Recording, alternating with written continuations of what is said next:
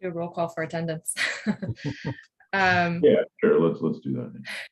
Mark Sprague, Here. Jim Barr, Here. Pete Driscoll, Present. and Bob Romer. Is muted. Here. Thank you.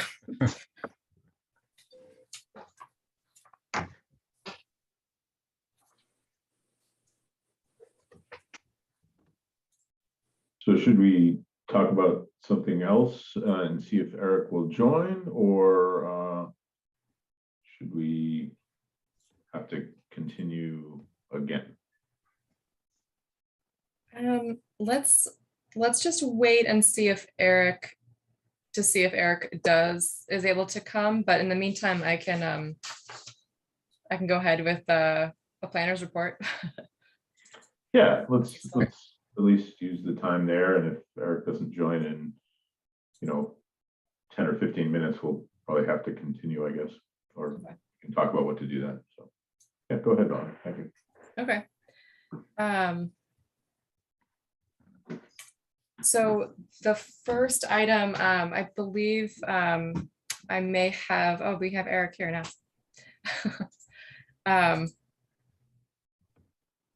If he does join, maybe we should just go into the public hearing then. Sure. Here we go. Saved by the bell.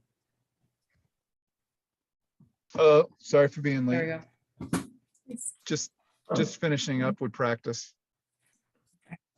No problem. No problem. So, okay, so this is a continuation of public hearing for preliminary phase of a farmland open space planned residential development, South Bolton Road, map 2C, parcel 23. And as we were just talking, Eric, before you joined, I'm able to facilitate, but I'm not able to vote on this. As it's been continued a number of times, and I had missed a couple of sessions, and so it's really Mark, Jim, and Eric who can would be able to vote, having been at enough of the previous meetings. So yeah, let's I know it's been continued a number of times, and let's go over what the status is and what we need to talk about tonight. Sure, I guess that's my cue. This is Jeff Motha. So previously we had to wait because the Natural Heritage had to review the plans and make suggestions for changes that they wanted to see, which we did go through, and we had gotten an updated plan for Natural Heritage that we had submitted, that I had sent over to Valerie yesterday. I'm not sure if you guys had a chance to look at it, but luckily, Natural Heritage actually didn't require any changes besides they just wanted a septic and a drainage area switched around in lot 1, I believe that was, and all the testing was already done there for both those, so it wasn't a big deal to swap those. And then they wanted a 50-foot deed restriction on lots 2 through 5 for the basically just making sure trees don't get cut down, which was added into the plan as well, on the right side. I guess that would that be the easterly side? Kind of, it was basically already in the buffer zone anyways for wetlands, so it didn't really affect us, and that's all they required.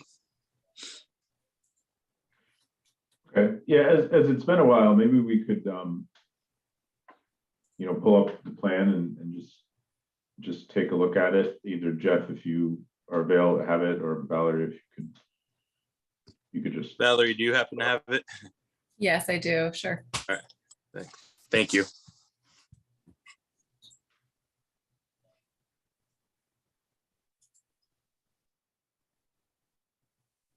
All right.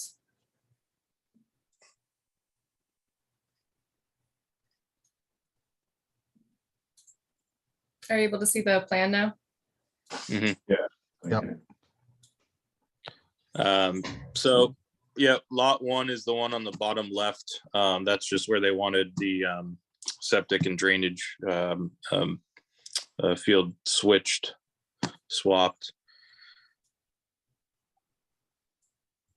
This one here? No, bottom left.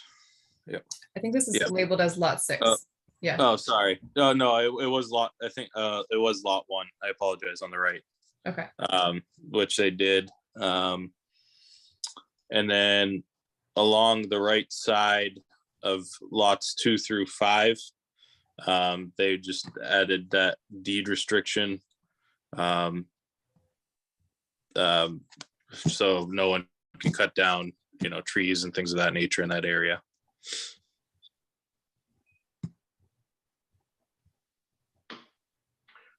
Okay. Valerie, was there anything else that we were waiting on besides the National Heritage thing from the previous conversations? No, I think this really was it. So the board wanted to make sure that these homes were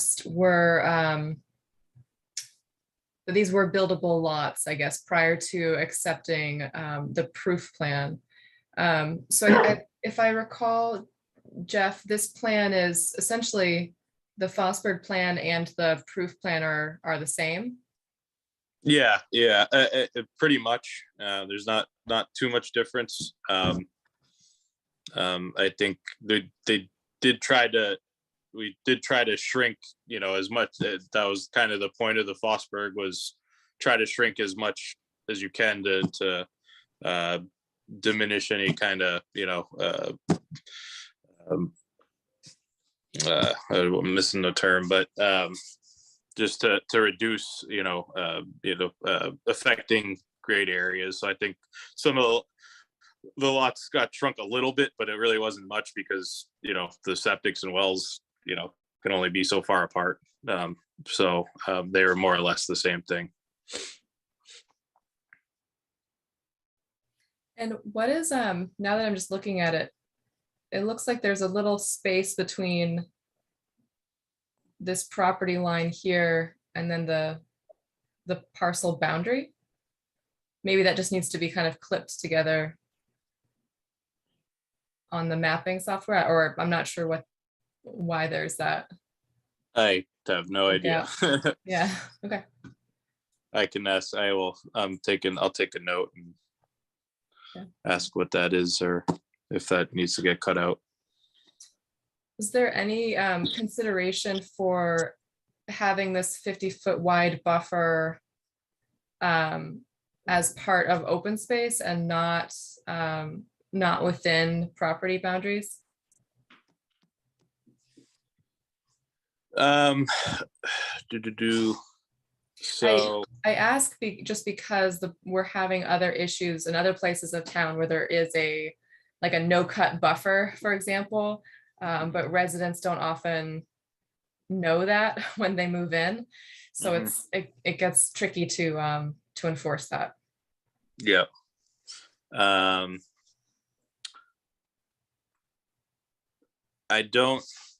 Off the top of my head, I don't know the answer to that question. I just don't know how that impacts. Obviously, it's a buffer zone, but it's still part of the lots. So if it's deeded to the town for open space, what will that do to the lot sizes and wells and septics and all that? Yeah, I think the bigger issue is the property line offsets. Yeah. I can see, I can see just looking at it that I think the houses would be much closer on the back sides to the property line, like Mark said. So, I remember talking to, when we spoke to Natural Heritage, there were just like a couple things you could do to put that into like the HOA as well, and things of that nature. Just trying to limit those things. Create lines in some way. I've seen people put rocks and stuff like that to kind of mark the edge of it.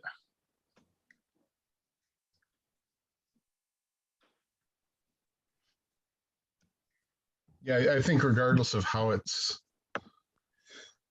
whether it stays as a part of the lots or it gets as part of the open space or whatever, I think we do need a plan of how that's going to get marked in permanently, so that, not only the first homeowners who, but also subsequent owners will know that there's that's a no cut area, and that it's a, conservation restriction is Mhm. across there. Yep. I just know, I mean, especially where some of the tree lines are close to some of the houses and some of the septics and stuff, I could certainly see homeowners wanting to, push that line back away from the house, away from the septic and Mhm. such. So, at least some sort of marking, whether it's, small signs or something, or a line of boulders or whatever. I think something needs to be there to draw attention to it, that that's a restricted area. Yeah, I've seen a line of boulders a lot in this same situation and previous things that we've done. So that's and you can do both, do boulders and Yeah. some kind of permanent sign, just to really drive the point forward. Yeah, I mean, the boulders don't really tell you that that it's restricted on the other side. It just says, somebody put a line of boulders here for some reason. Yeah, So, yeah. Doing both might deter some people. well, at least it gives a little bit of enforcement Yep. leverage that they, that they're on notice for it. So, Yep. Okay, that makes sense.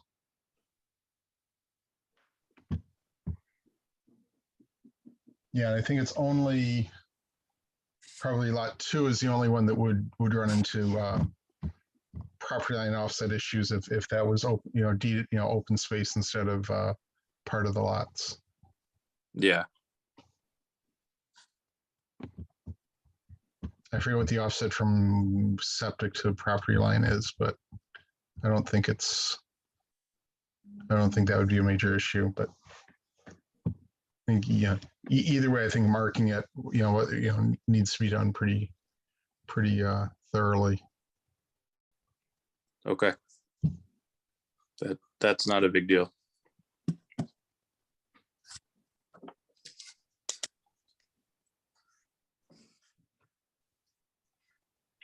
Okay, are there any other questions, comments from the board?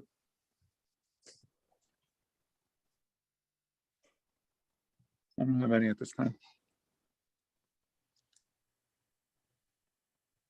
Okay. Is there any other members of the public here in the meeting that would like to ask a question, make a comment on this? If so, please unmute and give your name and address.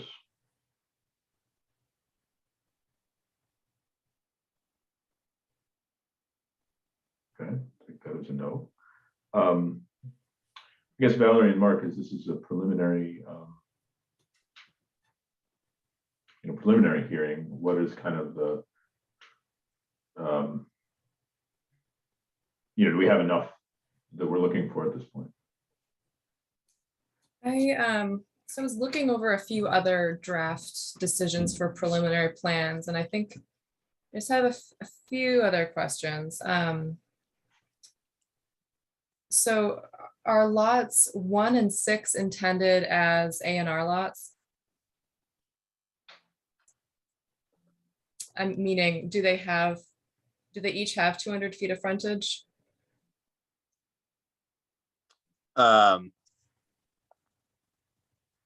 Well, yeah, they definitely do, especially with the proposed road. Okay, but all right. and not necessarily along South Bolton Road as it is. No, I don't believe so. Yeah, okay. And then are there any street trees intended along the cul-de-sac? I mean, I was gonna leave as much, trees and foliage as possible. I was not, I always drive down these roads and see like the developments that have just completely clear cut, and you see every house down the road, and it all looks cookie cutter. My intention for this was really as many trees, wooded, separated houses, kind of what it's supposed to be in that, and how that area really is. So it's just a lot of houses separated by forestry and things of that nature. So I was going to keep as many trees as possible, even along the road. And then just looking forward to the subdivision process, in the board's rules and regs, there's an item related to provision of sidewalks or pedestrian access easements, or fees in lieu of the construction of sidewalks. So I wonder, from the planning board perspective, if any of the members have any opinions there on which option you may prefer to see. Can I ask a question before, Yeah. if that's okay? Just curious, why, I know might be in the regs, but obviously South Bolton Road has no sidewalks or anything. So, and there's only 6 houses on here. Is there, is that necessary, or is there reasoning for that? So your question, I think, is geared more toward the pedestrian easement. Is that right? Or yeah, well, or for sidewalks. Yeah. Yeah. So I think, we might hear from members that it may not seem preferable to have sidewalks along South Bolton Road. Certainly thinking of a future scenario where perhaps we are constructing bike lanes, or we are constructing a walking path along that road, it may be useful in the future to have secured an easement. And then the option for the fee in lieu of construction is so that the town can then construct a sidewalk or bike lane in an area of town where it does make more sense. Okay. Yeah. Thank you. Yeah. So do board members have opinions there? Yeah, I guess my feeling is that sidewalks, frankly, at this point, don't fit in with the character of the road in that area. And planning to someday put them in, might be useful, but not now.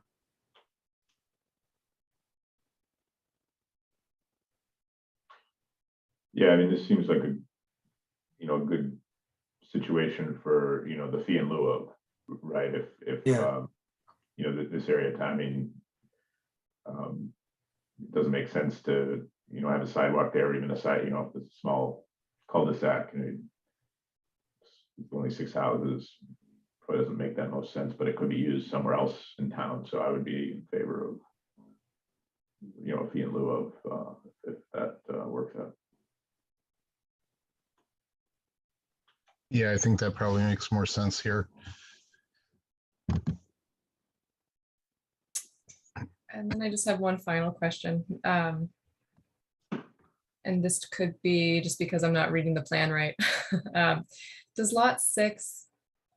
the driveway for lot 6 go toward the cul-de-sac, or does it go to South Bolton Road? It goes towards the cul-de-sac. It does, okay. Yep. Oh, I see it here. Yep. Thank you. I was just looking at one of these lines. Perfect, okay. So Valerie, is there, since it seems to change with every DPW director, it looks like the cul-de-sac there has an island in the middle. Mhm. Is that the current preference, or is it preference to a smaller cul-de-sac without an island? Oh, man. I have heard from I have not heard from the DPW director on this application related to that.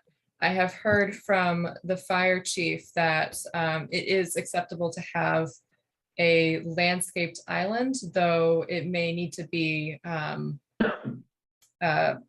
constructed in accordance with a specific, what's the word?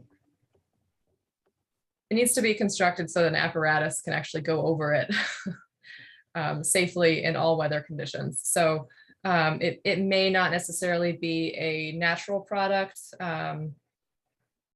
but once we get into the subdivision, the definitive subdivision stage, we can look a little bit more closely at what that could be made of. Okay, yeah, as I know, some previous DPW directors hated the islands because the snowplows got, chewed up on, going around they couldn't plow properly. And Tadmore, we changed it to islandless, but some of the CME has the islands in it, I believe. So I wasn't quite sure where we were, what the whim of DPW was this week.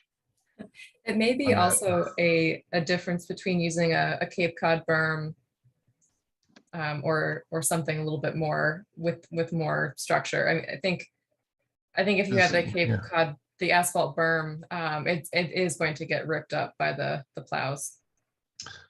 Does this have Cape Cod berms, or did we change the bylaw to not allow those anymore? I don't know that. I thought we changed the taking Cape Cod berms out as an option, but We okay. definitely talked about that. Okay, Yeah. yeah, maybe that happened. Yeah, we wanted to make a switch to granite. Yeah. Because we've been having trouble with the Cape Cod berms over the past couple of developments. Okay, They get beat up really easily. Yeah. Yeah, and I think one of the arguments for getting rid of the island in the middle was that it reduces the impervious area, which, I think in this area might be a real benefit. Also, I had mentioned it at a previous meeting, but do we want to request some, a couple of parking spots for access to the open space?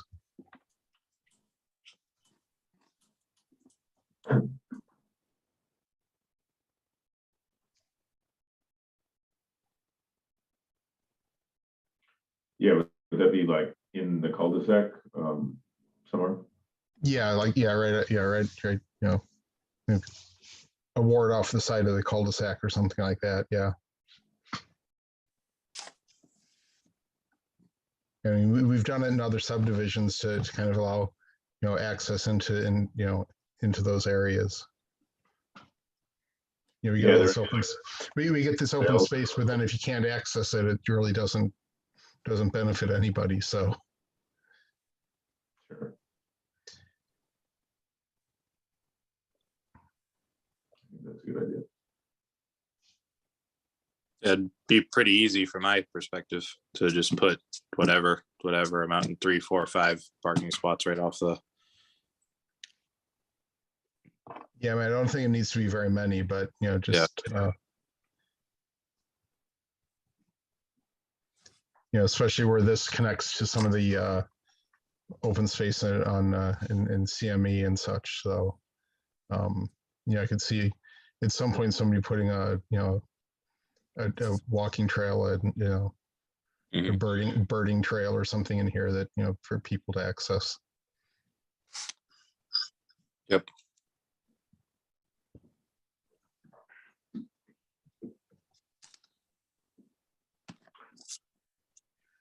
All right, well, are there any other comments or questions from anyone on the line here? Was the issue of the 25% maximum wetlands in Bosford open space addressed? Yeah, we just gave more area to some of the lots. Oh, okay, that's fine. Yeah. Yeah, at some point we probably want to, we should review that. You know, I'm not sure, you know, I mean, I think we all would have preferred smaller, smaller lots and more open space, but then because of that requirement, it hamstrung us a little bit. So, it's not like he's saying, keeping all of the upland area for the lots and donating, just wetland area. So, I think we need to look at that wording a little bit. Going into the future. Yeah, it's Won't been an affect issue this. with trails, and that we find ourselves having to put trails across wetland areas. Sometimes that's the only access. Yeah. Would have helped here, but it is what it is for now. So, okay.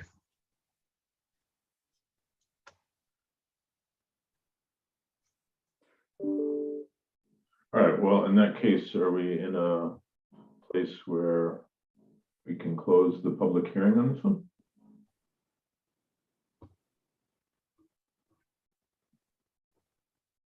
If so, I would entertain a motion.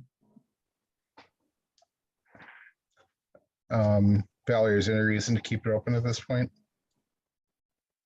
I think it's okay to close the public hearing. You could choose to keep it open to allow review of a decision. And that way you can get some feedback from the applicant while you review a decision. But if you want to just close, we can always look at a decision at the next meeting date. So I guess the question is whether Jeff wants to keep it open so that he can respond to anything that's in the decision or the proposed decision, or whether we just close it and go from there. What does that mean exactly as far as the proposed decision? When would that be made? So I believe you have 90 days from the close of a public hearing. It won't take that long. Likely at the June 8th or June 22nd meeting, the planning board will review a decision, and it will have just a number of conditions for you to consider for as you put together a definitive subdivision plan. Okay, so I know previously we've voted on approving the preliminary approvals. Does that happen again, or?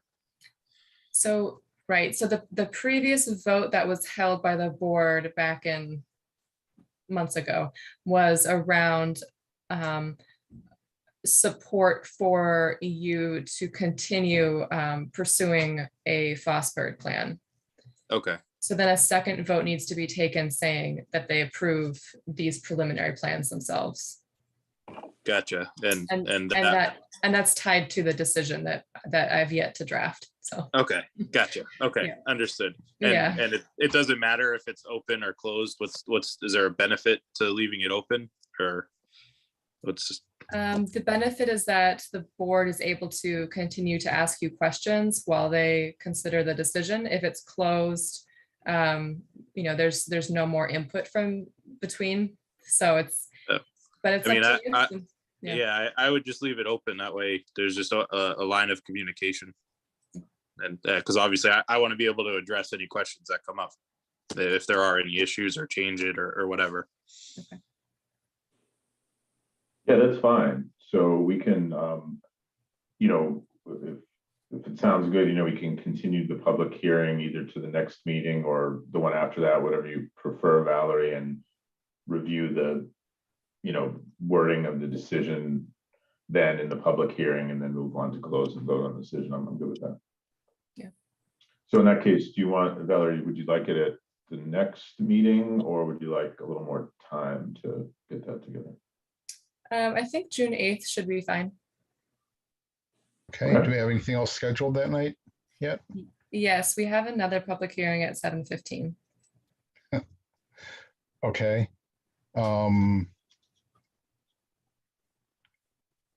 Okay, and Eric, baseball is still going on June 8th? Playoff, so I don't know. Could be, but that would be the last meeting. Okay, yeah, well, it was more just, I didn't know whether we want to do 7 or what, 7 or 7:45, probably, Valerie? Yeah, 7:30 probably, 7, I don't, Oh, the yeah, other yeah. public hearing is it's a shade tree hearing. Those don't Okay. typically take too much time. Okay, okay, so I'll move that we continue the public hearing on South Bolton Road to June 8th at 7:30. Second, And those in favor, Mark Sprague, Yes, Pete Driscoll, Aye. Eric Neeland, I and Jim Barr. aye. All right. okay, All right, great. Thanks very much, Jeff, and hopefully we'll get this Yep. wrapped up next time. All right, awesome. Thank you very much, guys. Have a good one. Thanks. Okay. No problem. All right. Next, we have another public hearing for backing lot special permit for 89 to 91 South Bolton Road, and I believe the applicant's looking for a continuance till the end of June. Valerie, the 20, whatever that, sorry. I don't have the calendar. The 22nd, yes. The 22nd, as they're still sorting out the stormwater situation there. So unless anyone has any comments or questions, I'll entertain a motion to continue it to the 22nd at whatever time is good for us. do you have anything else that night, Valerie? The only other thing we might have is the marijuana establishment special, or the rules and regs that night. So whichever one you want to do first. Okay, so should we say 7:15 for this? Sure. So I'll move that we continue the backland lot special permit for 89 to 91 South Bolton Road to June 22nd at 7:15.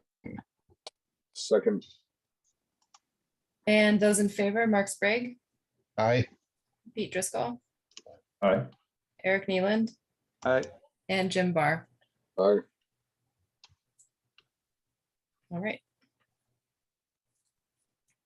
All right, great. The public hearing is out of the way. So now, Valerie, we can go back to the anything you want to talk about from the planner's report or any correspondence? Sure. So I wanted to give an update on the Massachusetts Downtown Initiative Grant. The business district assessment and market analysis is still underway, though it looks like we are not going to meet the June 30th deadline to complete the grant. The consultant had some unforeseen family circumstances. So we'll look to finish in July at some point.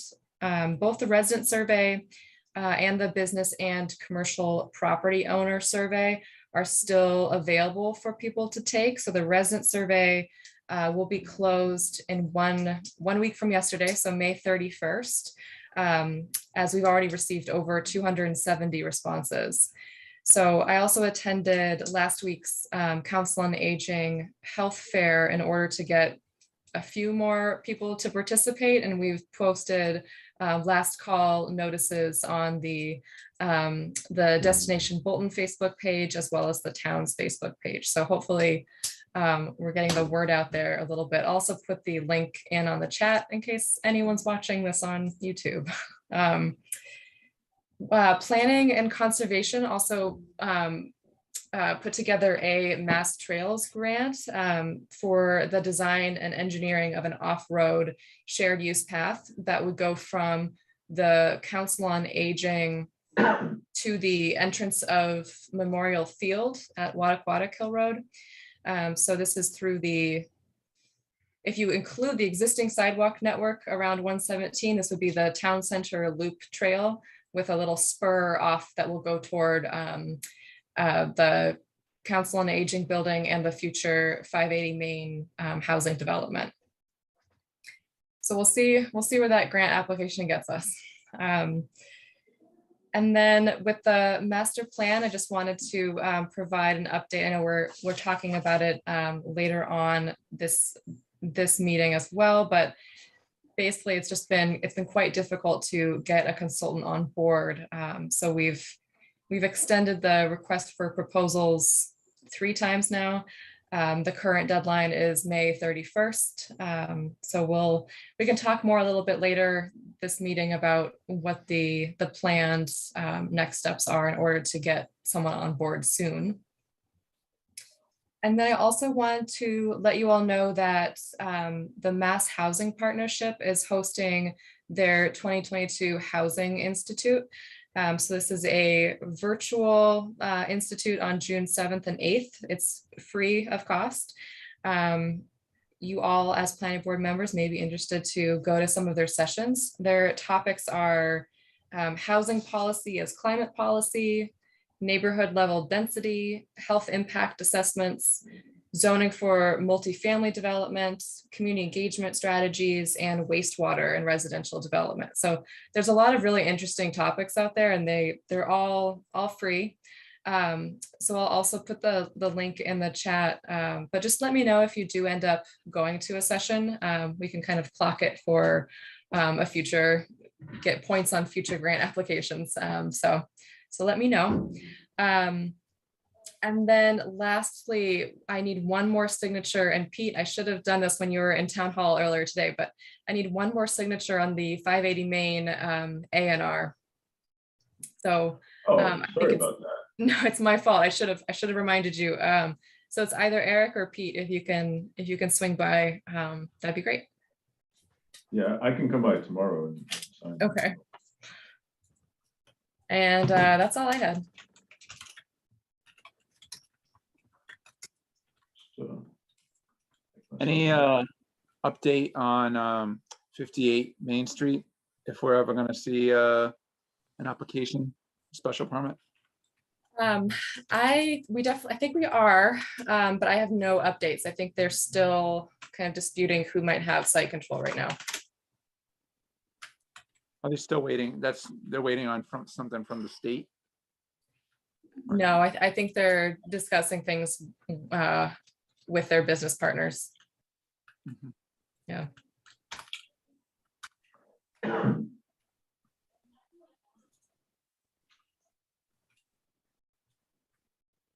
Okay. So next, in terms of correspondence, I see we have an email from resident Moderator Way related to street trees with some pictures. I think we're just gonna note all these things, keep them in. I mean, we're kind of aware that the the street trees and a lot of issues that development still need to be sorted out. I guess one question, Valerie, is were the particular trees that the resident wrote about ones that we deemed, because I know we released some bond money for trees, and there was a little bit of back and forth about how much. I know we still hold quite a bit specifically for street trees, and some were obviously dead. I don't know if these were ones specifically that we held back money for because they weren't adequate or not, or Right. That will need to be that would need to be assessed once we have that peer reviewer back on board. So it is possible that these are the trees that we held back money for because we felt they were dead. But I haven't clarified it. So once we get someone back on site. yeah, that's fine. I mean, I think any of these kind of correspondence we'll just keep share with the board, and we'll take a look at and do what we can from there. So I remember when we were talking about the street trees, it was kind of like we you know, the tree warden helped us out, but we actually didn't have, you know, we didn't have the peer reviewer, you know, giving us their opinion at the time because of whatever else was going on, which put us in kind of a difficult spot. So certainly going forward, I think any future bond reduction, you know, we need to get the peer reviewer to review. All right, now we have some meeting minutes from the 27th of April and the 11th of May to approve. I took a quick look and have no issues. Anyone else want to discuss either of them? I didn't see any issues with them. Okay. There's no other comments. I'll entertain a motion to approve those minutes. Move that we approve the minutes for April 27th and May 11th, 2022. Second, And those in favor, Mark Sprague, Yes. Pete Driscoll, Yes. Eric Neeland, Yes. and Jim Barr. aye, Thank you. Great, thanks.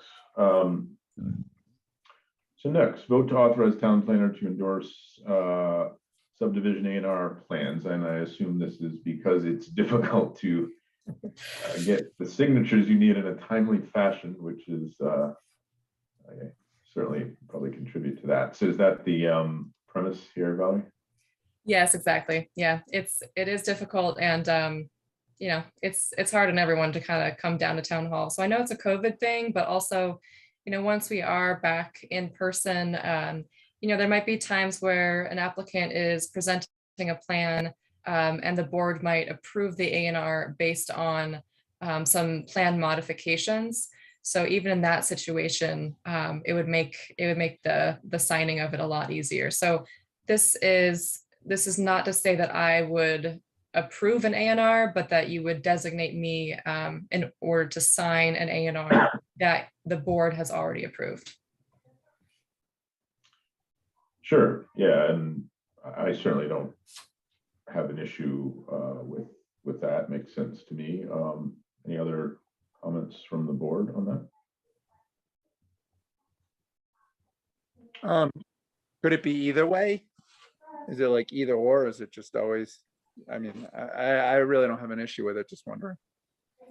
It would need to be the way section 81L is written, is it would need to be whomever is designated. So the way that I would tell the registry of deeds is essentially letting them know that it would be me. It's harder to tell the registry the either or situation. So I think it can't be both. Yeah, that's fine. I have no issue with it. No, I mean, and this is, we've already voted on we've already voted approval, so it doesn't really make a difference. And if we do find some concerns or problems or something, we can always rescind the authorization. So That's true. Yes, it's an annual thing. okay. Okay. Well, I'll move that we authorize the town planner to. I'm sorry for a No, second. no, Howie, no. do me, I'm kind of confused about it. So what are you saying? That you want to be able to give your signature to, like, let's take, for example, the A&R plan that's in your hand right now. Mhm. What would that look like? So what it would look like is an applicant would come forward to the planning board as they have to present the A&R plan. It would get discussed. The planning board would need to vote to approve the A&R. And then later on, I can sign the actual plan itself. So essentially it would mean that the planning board still retains the approval of the A&R and the vote there. Then only after you do vote to approve, I can just sign the Mylars. So it's one signature on all the Mylars Right. rather than all of the planning board. Okay, does that open you up to anything at all? I'm asking to protect the position. I appreciate that. I think the, Are you sure you want that to happen is what I'm saying. no, the planning board would still hold any ramifications there. So both because you designate me as your agent and because you would have already approved the A&R. So I'm not opening myself up to any sort of lawsuit or anything. Okay, all right. I figured it wasn't. I want to make sure it was. I appreciate that. Yeah. Went through all that. Valerie, training. In the registry of deeds, is it documented who's the approving voters, or they don't really document that? They just look at the signatures. Like, where is it documented who voted, for it or against it? So that's the exact reason. So each year the registry sends over some signature lines that you all fill out, and you put your signature under who's allowed to sign for special permits and then who's allowed to sign for A&Rs. So this year when we do it, I would just put my name at the A&R signature. So any A&R that comes through this next fiscal year would just be me. So Yeah, that's not my question. My question is to document who voted in approval. Correct. That's just our meeting minutes, basically. I see. Yeah. Yeah. Yeah, I know where Eric is getting at it, because if like 4 of us or 3 of us voted for something, and let's say Mike isn't here, and Mike wanted to vote against it, how would that? I mean, obviously you have. Well, if he isn't here, then he didn't vote. My only point is, where's it documented the fors and against? And that's just the meeting minutes. Yeah, exactly. Okay. I mean, my thought is that if we signed up for the position, we ran for it, and it should be, I don't know. I think we still have control, and I believe the selectmen do this with the town administrator. I mean, I believe, basically, Yeah, okay. we're authorizing Valerie to administer our decision. So right now it's kind of belts and suspenders. We vote to approve the A&R, and then we have to go in and sign the Mylars to record it. So we're just saying that once we voted to approve it, then Valerie's allowed to, She acts as our agent. yeah, she's acting as our agent in that case. And Yeah, it's fine. I have to make sure she's protected. yeah, I mean, it was different when everything was in, in person, and, even if if they had to come back the next meeting with modified Mylars, then, we'd sign them right there and move on. But I think until we're back in person, probably should have done this a year ago, but okay. Yeah, even when we're not in, when we are in person, sometimes there are modifications to plans, and or the Mylar's not ready that night. So it can help in the future too. No, yeah, it makes sense. It's easier, more streamlined, just making sure that the position is protected. That's all. Valerie, when you sign, do you refer back to the meeting date at which that decision was made? Yeah, I could sign it with the date of the approval. Okay, so that makes it perfectly clear. Yeah. Okay.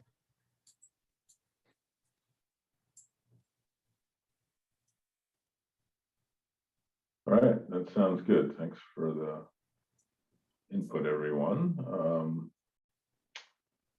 So if someone wants to make a Need to make a motion for that? Yeah, I'll move that we authorize the town planner to sign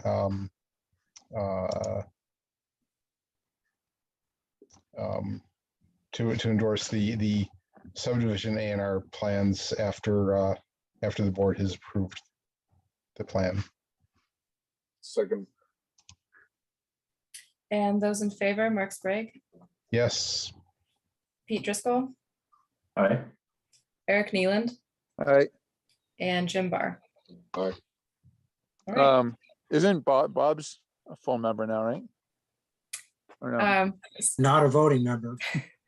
Oh, well, you are tonight. Yeah, because Mike's not here. No, I'm an associate. You see, No, I know, but associates don't get yeah. benefits.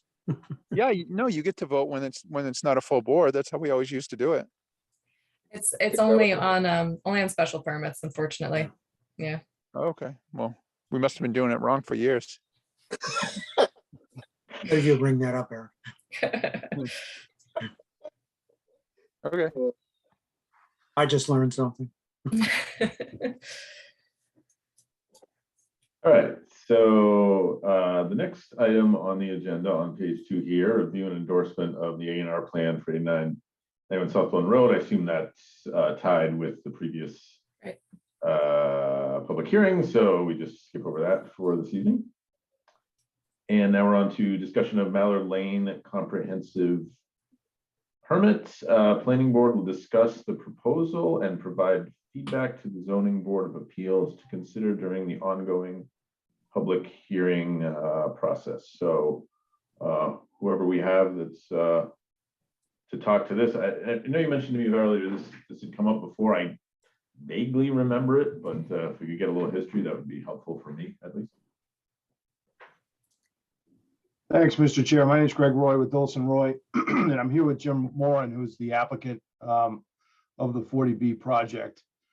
And I appreciate the time this evening. The Zoning Board of Appeals at our last public meeting asked us to reach out to a few of the boards just to offer our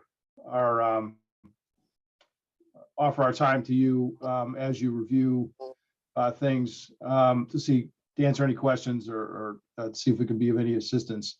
I know you reviewed this project early on, maybe sometime last fall, so I thought I'd give you a very brief presentation, if that's acceptable, Mr. Chair. Yeah, please, that'd be great. Is it acceptable to share my screen? Absolutely. Okay, bear with me here. Pardon me. Let's see.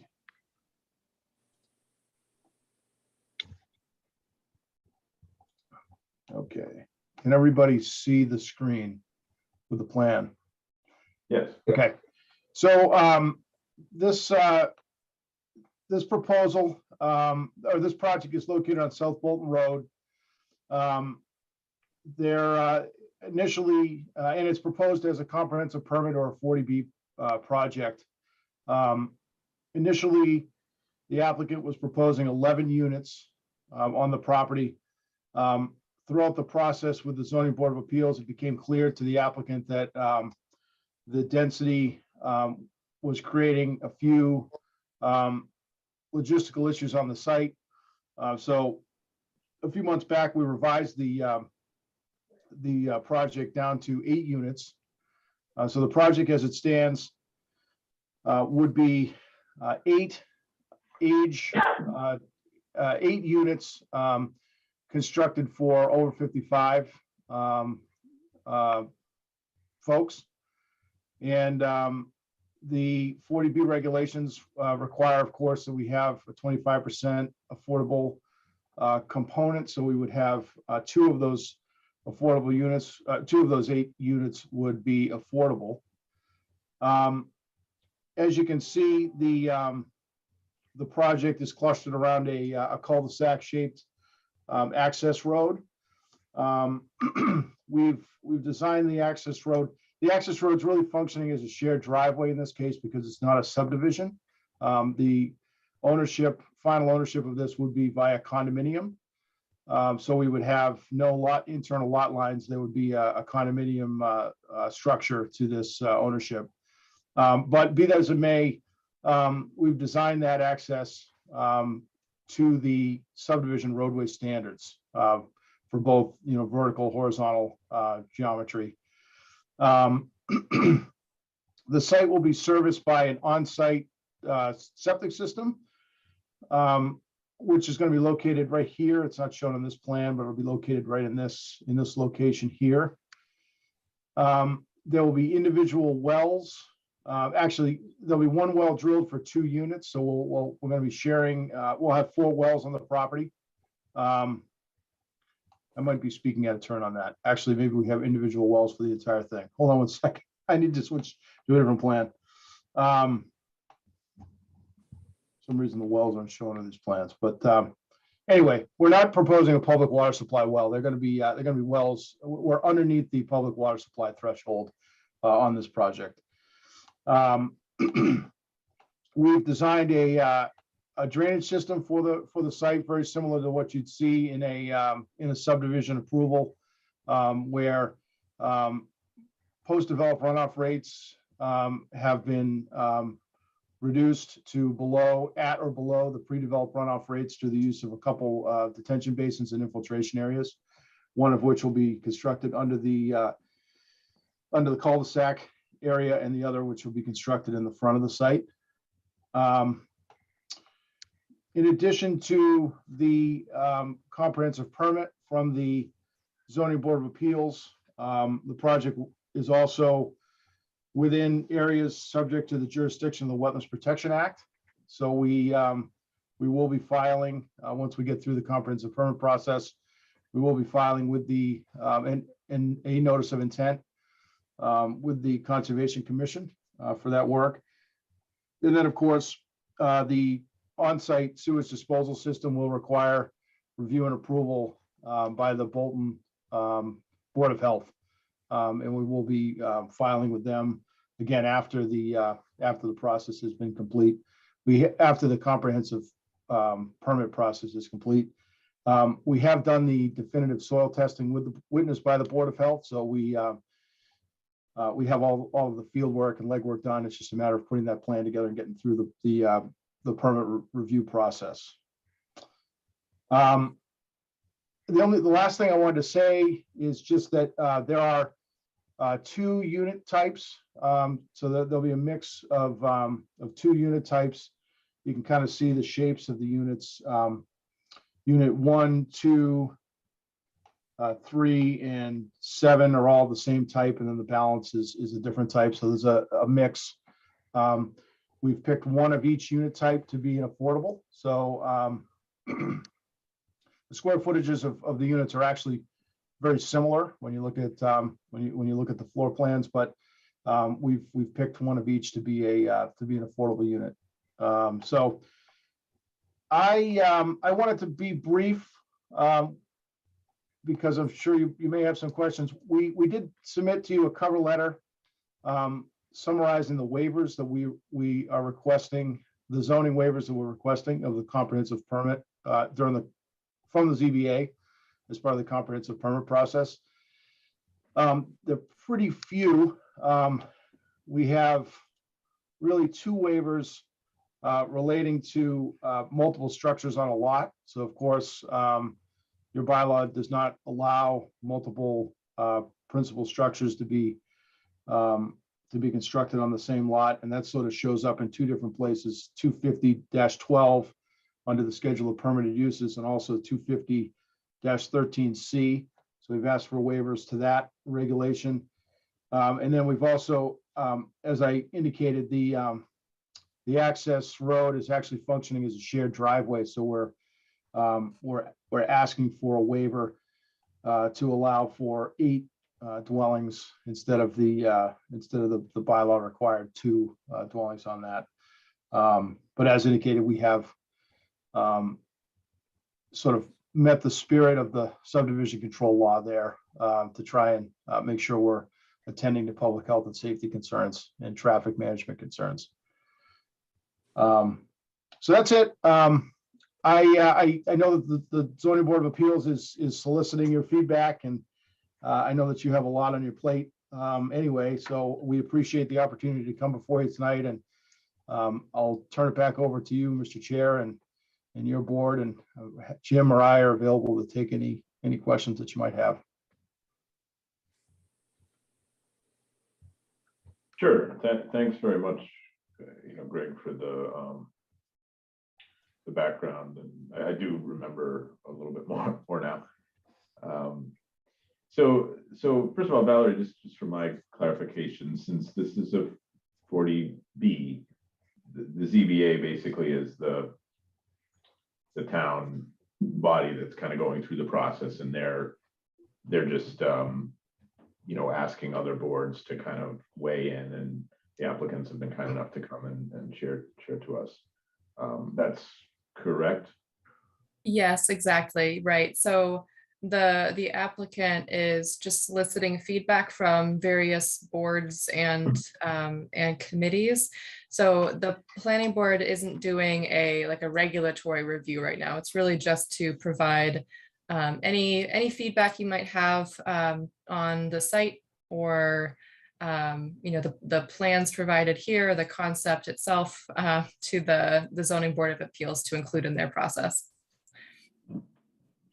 Yeah, and when we saw this before, I believe, and was there anything from that discussion? I don't recall it off the top of my head, but anything we were, any feedback we had at that time?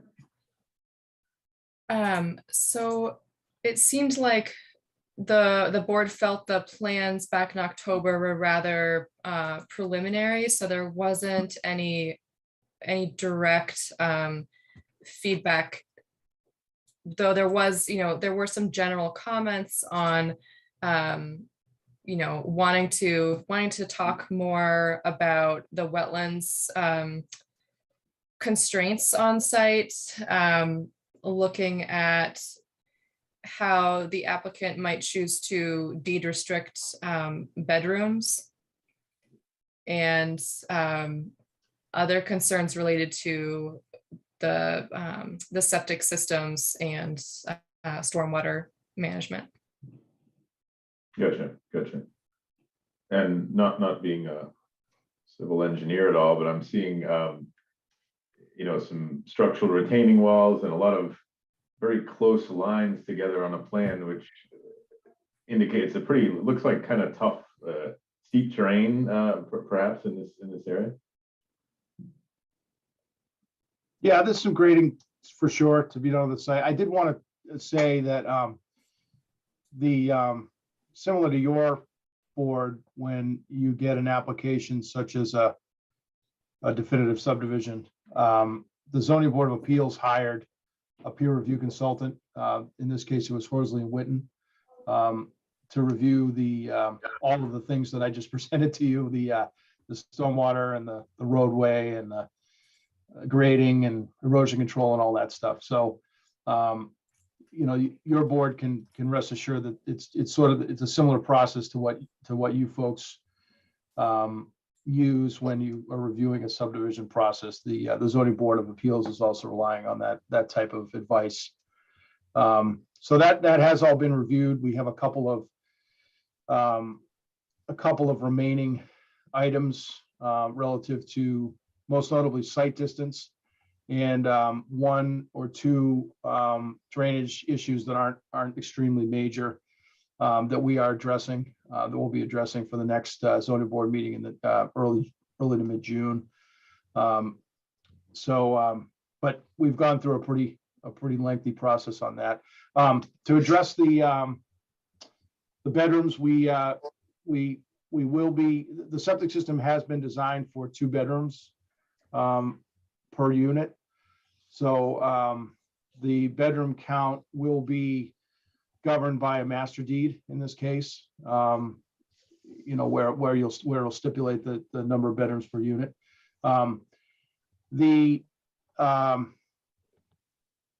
Because the project is an over 55 development, Title V allows us, where we are only proposing 2-bedroom units, Title V allows us to use 150 gallons per day per unit instead of what would otherwise be 220 gallons per day per unit for a 2-bedroom home for non-age restricted housing. So we've designed the septic system that way, with the exception that for 2 of the units, for 2 of the affordable units, we have included we have assigned 220 gallons per day of flow for those units. And the reason we've done that is,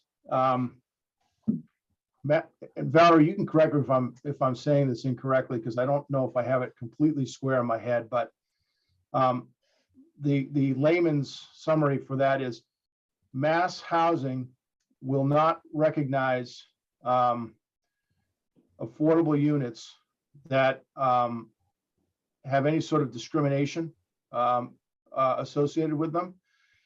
And restricting occupants to over 55 is considered discrimination.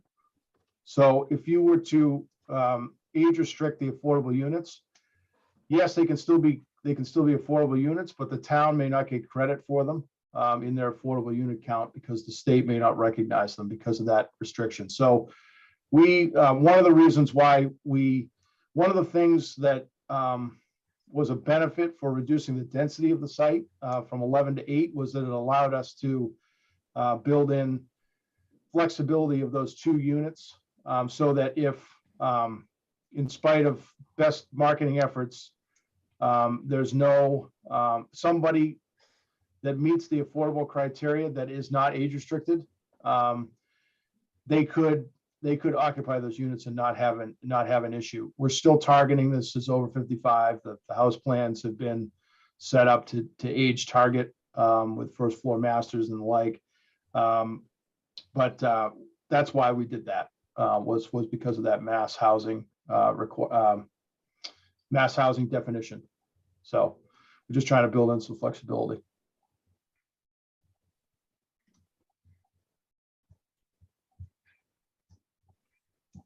Great, thanks. Greg, I'm sorry, go ahead, Pete. No, go ahead, Bob. I was just going to say, other folks on the board want to comment. Couple of quick questions on water. Yep. It looks like you'll have probably 4 wells in the concentrated area around the cul-de-sac, and then 1 well up near the street. Right. Have you looked at what the potential implication to groundwater is there?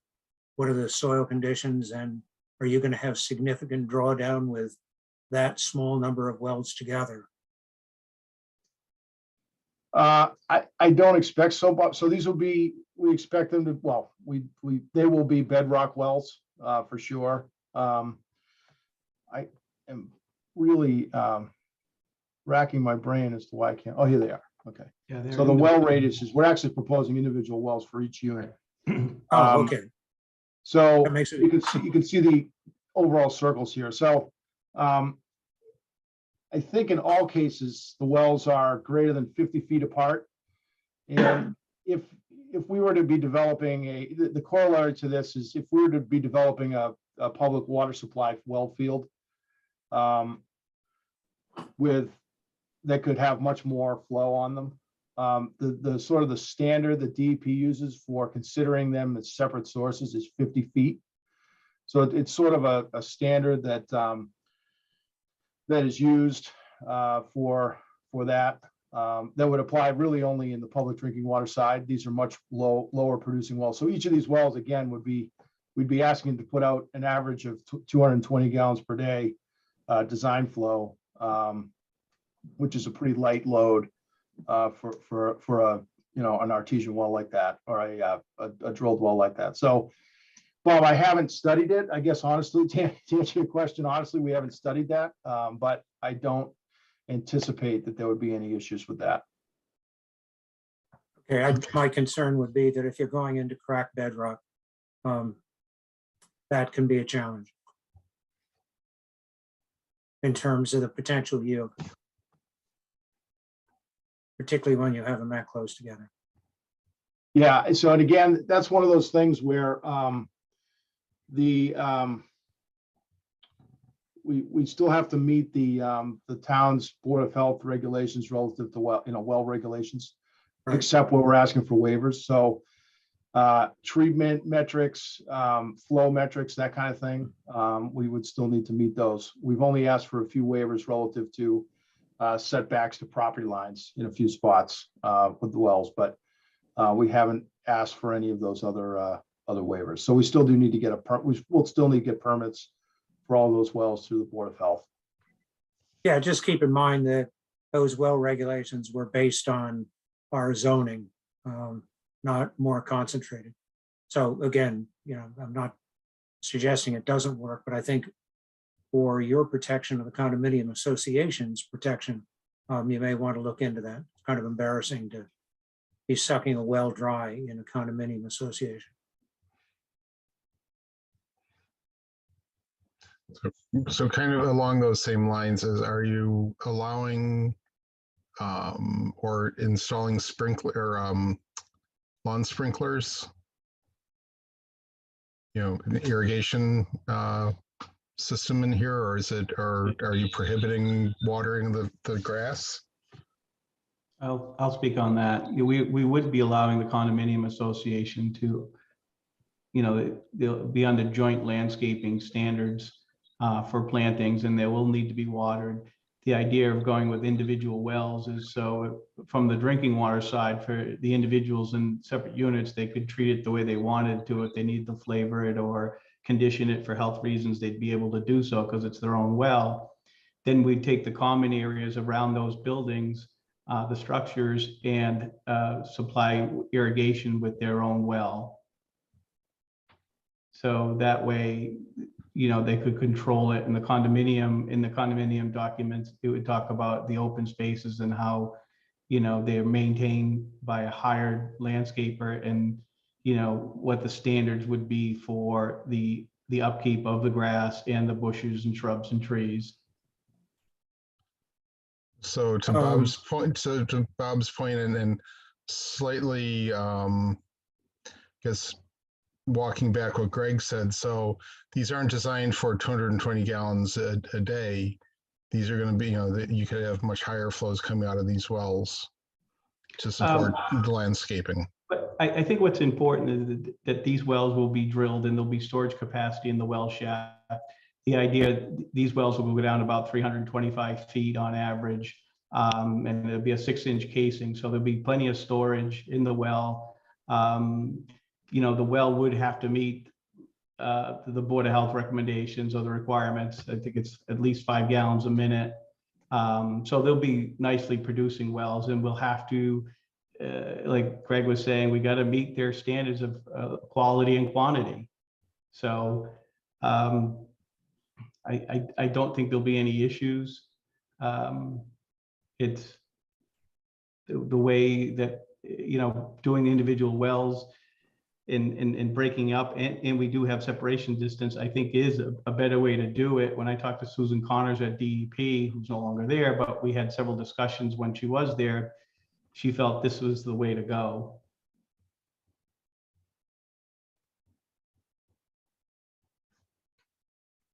Okay, we just, we've, within the master plan task group organization, we've taken a look at what lawn irrigation and what shrubbery irrigation is, and what the implications of aerial irrigation compared to drip irrigation is. And, any approach towards drip irrigation or reduced irrigation will, I think, help everybody.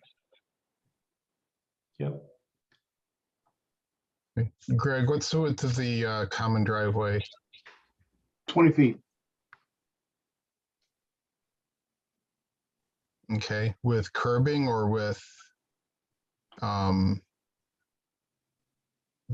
what's on the sides? Is it just It's grass on the sides, or? Yeah, we have a bituminous Cape Cod burn there.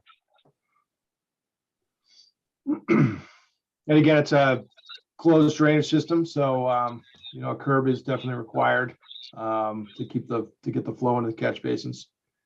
And we're proposing a Cape Cod berm. It's a mount. Of course, you were talking about this earlier, of course, but Cape Cod berm would be considered a mountable berm curb solution, so that versus something that was vertical that would keep your wheel onto the road.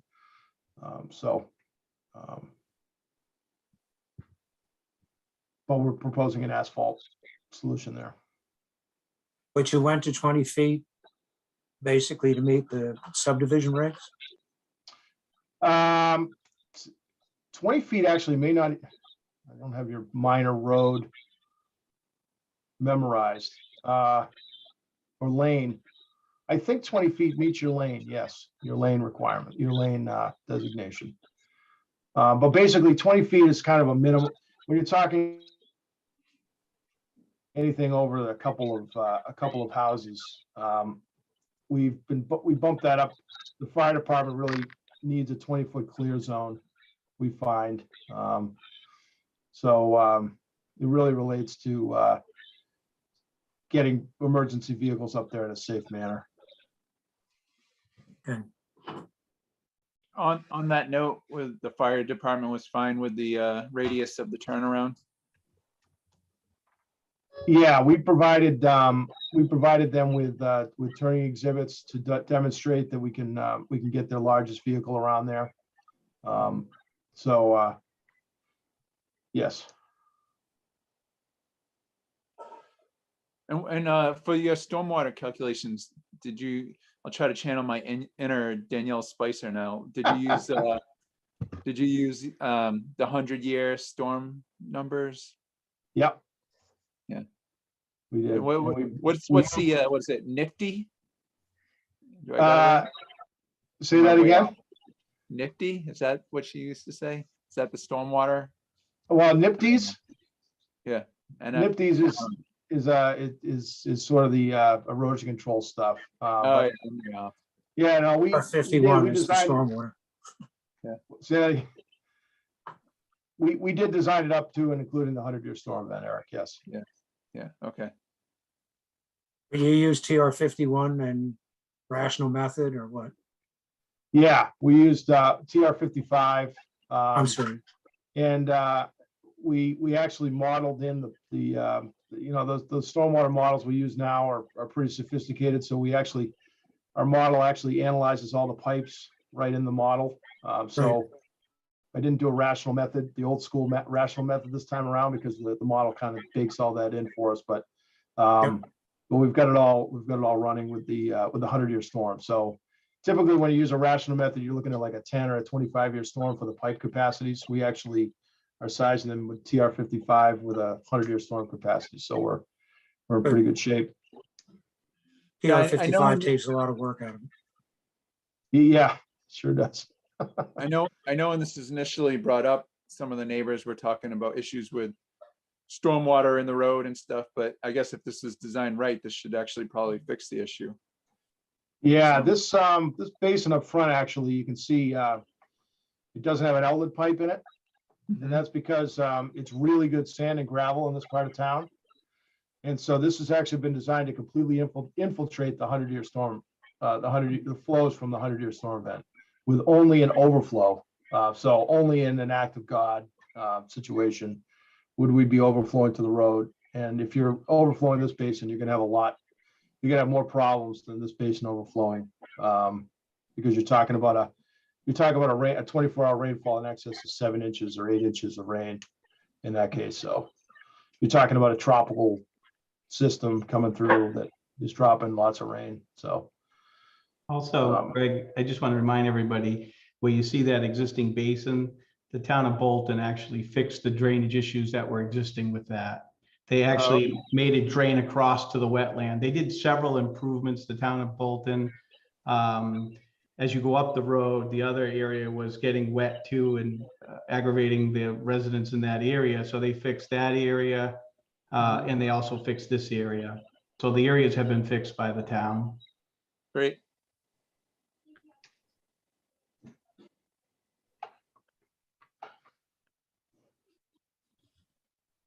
And the septic field reserve area is in between the lines Correct, of Bob. the permanent. yes, yep. Okay. Out of curiosity, how does the condominium association deal with failure of that? Yeah, well, it's an interesting question because it's sort of a semantics of the Title V regulations. This is actually not a quote shared system. And the reason why I'm saying that will become apparent in a minute. When you have a shared system that you are building under Title V, which is two or more separate pieces of real estate sharing the same wastewater infrastructure, that's considered a shared system. Under shared systems, you have to put in place what's called a financial assurance mechanism, a FAM, which each of the owners of the real property that are using the wastewater system would fund and would fund over time for the purposes of operating and maintaining the system or fixing a failure. These condominium projects are actually not considered shared systems by Title V, interestingly enough, because they are, although there's multiple units on each property, they are on one real piece of property. And so they do not meet the definition of a shared system. Be that as it may, all of them that I've done recently, the Board of Health insists on, as part of their permit process, the Board of Health insists on a financial assurance mechanism to be put in place as part of the master deed project process and as sort of baked into HOA or condo association fees, so that you can assure the operation and maintenance of the system. So for the Board of Health process, we're going to need to put in place an operation and maintenance plan for the system, how often it needs to be inspected, how often it needs to be pumped, which is more frequently than a single residential system, and then put into place some sort of funding for in the event that any major repairs need to be done on the system. So it's a good question, and it's sort of one of those things that Title V hasn't really caught up on with these type of developments. But the Board of Health, Bolton in particular, think Regency of Bolton definitely has a financial assurance mechanism in place, and all the other ones I've done in surrounding towns are the same. So Good. Science and risk management don't recognize the fact that it's on separate lots. yeah. Thank you. Sure.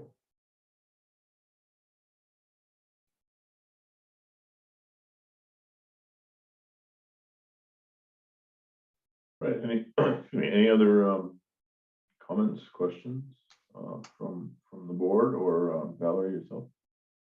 I think it might be helpful if we reviewed those three waiver requests. I know the Zoning Board of Appeals, I think, is specifically looking for any feedback you may have on those waivers and what this board would consider if those were asked of a project before this board. Yeah, sure. I think that's a great idea. I don't know, Greg, if you can pull those back Sure. up. I think Yep. if I recall, they're kind of obvious for a development like this, but maybe we could just go through them and see if anyone has any questions. So yeah, I can just go through them. I'll read them for you here. Bolton zoning bylaw section 250-12, which is a schedule of permitted uses. An exception is being requested as multiple structures as proposed in the comprehensive permit is a permitted use that is not specifically stated as being allowed in the bylaws. So that's a funny way of saying it, but you do not allow multiple primary structures on a lot.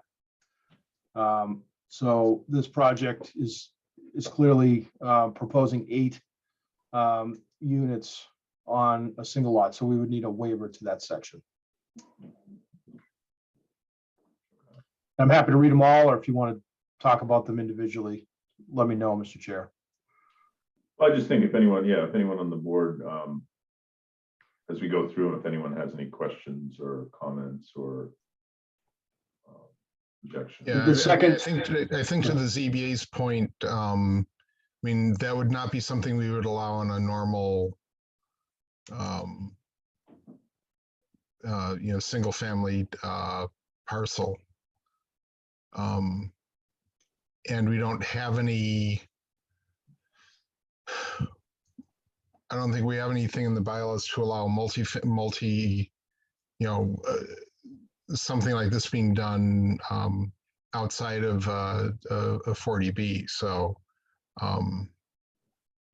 we don't have anything to allow, I'm not even sure we have multifamily homes at the moment. So, but certainly we don't have anything to allow multiple dwellings on a single lot.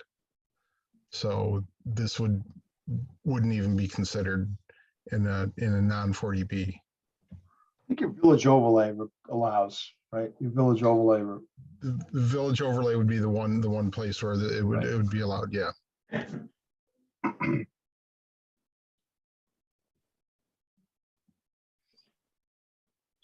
And, you could talk about the first two really as one, because the other section is section 250.13C, which just says one building per lot. Of course, we're proposing 8. So those are the two different sections saying the same thing. So those are really the same way. I thought for commercial, we had allowed more than one structure on a lot.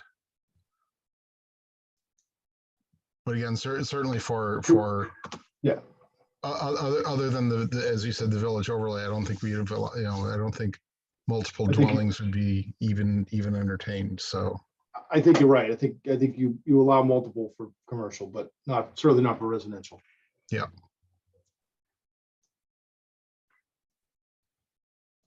So that I can give a little bit more to the ZBA, would it be fair to say that that the board members would be understanding of these waivers as they, providing these waivers advance the town's goals in terms of housing affordability? I'm just trying to start thinking about the letter I'm going to write. Well, given the layout, I don't think there's any alternative, frankly. Right, yeah, that's kind of what I was thinking as well. I mean, there's, it seems like in this situation, it's kind of the, because trying to figure out 8 different, individual lots, that would probably be a lot more complicated and challenging in this space than this, if that would even work. So We probably have a lot more waivers. We have, if we put them on Right. individual lots, we'd have a lot more waivers we'd be asking for. yeah, that's kind of where I was going. Exactly. Yeah. So I mean, I think the affordability element, Valerie, that you mentioned, I think it makes a lot of sense to tie that in, because I mean it is something that some people can 40Bs, some people might have different opinions on that, but I mean we are overall as a town, interested in more affordable options, right? So I think that's a good tie together to why it works in this particular case. It is a little interesting. We have 2 different bylaws that say the same thing. Well, it just comes at it from a different angle. It's just, Okay. Yeah. I mean, overall, Greg might remember this, where we tried to pass a cottage overlay like 4 or 5 years ago. Yep. And this is basically what we envisioned. So, it was to get, more dense, maybe not necessarily over 55, but, this type of development, for for different options of housing within town. So I like this development as long as it meets all the stormwater and everything. Yeah, could I just speak on that a little bit?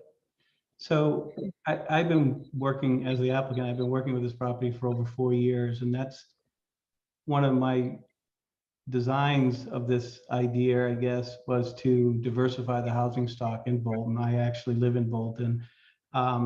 And when I met with the last planner on this, it was when when the town, I should say, was trying to get the cottage overlay district. And so I kicked it around a lot, and that's why I came up with single story.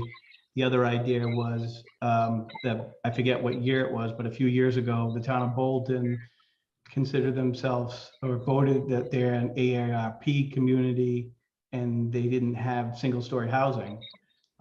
So that was another drive where I tried to diversify the housing stock, kind of do aged in place housing, single story. And that's how I ended up where I'm at right now with this project. Yeah, I mean, like I said, that's, we tried to pass it. It's weird at town meeting, people hang on to something and what people hung on to at town meeting was just concerns about water usage. And not knowing exactly where it would. So basically what we did is we just said over a certain amount of acres that you could put in this cottage overlay, but we limited it to 100 units townwide just as a checkpoint.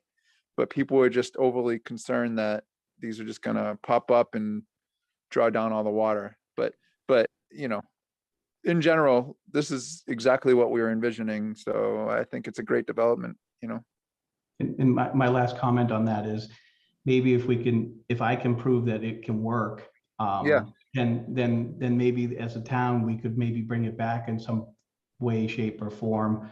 Right. So that's what I've been trying to do. Well, yeah, I mean, that's what we kind of tried to do with the checkpoint of 100 units max, was just to limit, so it didn't get overrun or just to reduce people's fears. But yeah, I agree with you. Let's take a look at it and see how it looks. Well, it's also a way of going beyond phosphor for saving open space, in that frankly, a lot of people don't want a lot of lawn, don't want a lot of land to maintain, and would be much more interested in smaller parcels, more dense, but open up other areas for common use. Yeah. So I think that's something that needs to be revisited, sort of the Randall Arendt approach to life. And actually, Valerie, in all your free time, because I know you got tons of it, maybe you should go back and look at that cottage overlay and see what you think of it. I'll add it to the list. I have one question on the driveway. For comparison, what is the overall width of South Bolton Road at that point? Pavement width. Yeah, that's a good question. I'm not sure I have that edge of pavement shown on that, but probably not much more than 20. I would be surprised if it is 20. Yeah. It's probably variable, right? And I don't have that off the top of my head, but I think it's going to be roughly around that. You're probably right, Bob. It's probably some places it might be 22, but in others it might be 18. But I bet But it's. I think that's something to take into consideration in terms of the character of intersecting infrastructure. If you have a landing strip going into a trail, that's probably not a great idea. Right.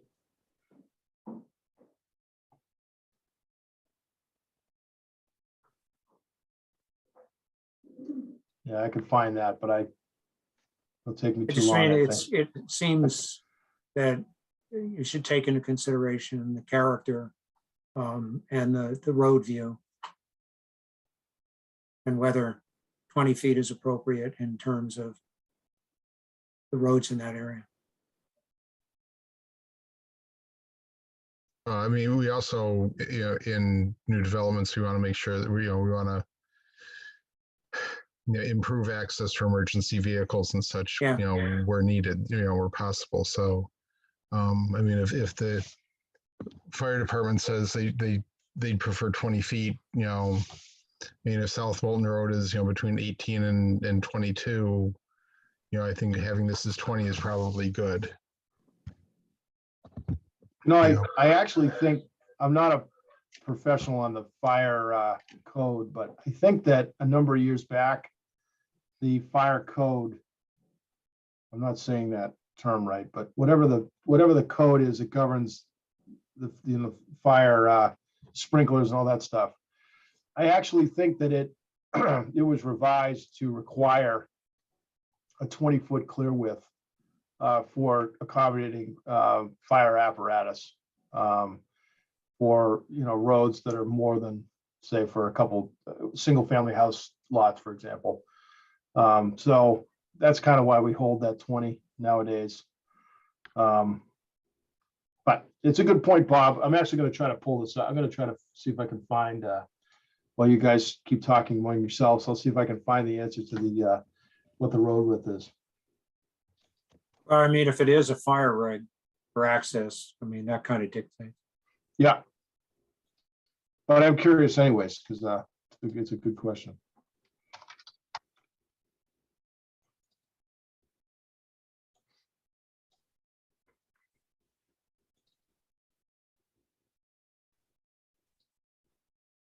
And that was it. Those are the only waivers that are really, the other waivers relate to wetland, your wetland bylaw and regulations, and a few Board of Health well offset regulations, those kind of things.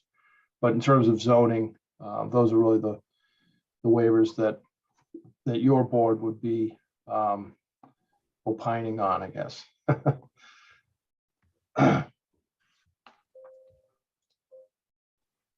Yeah, thanks.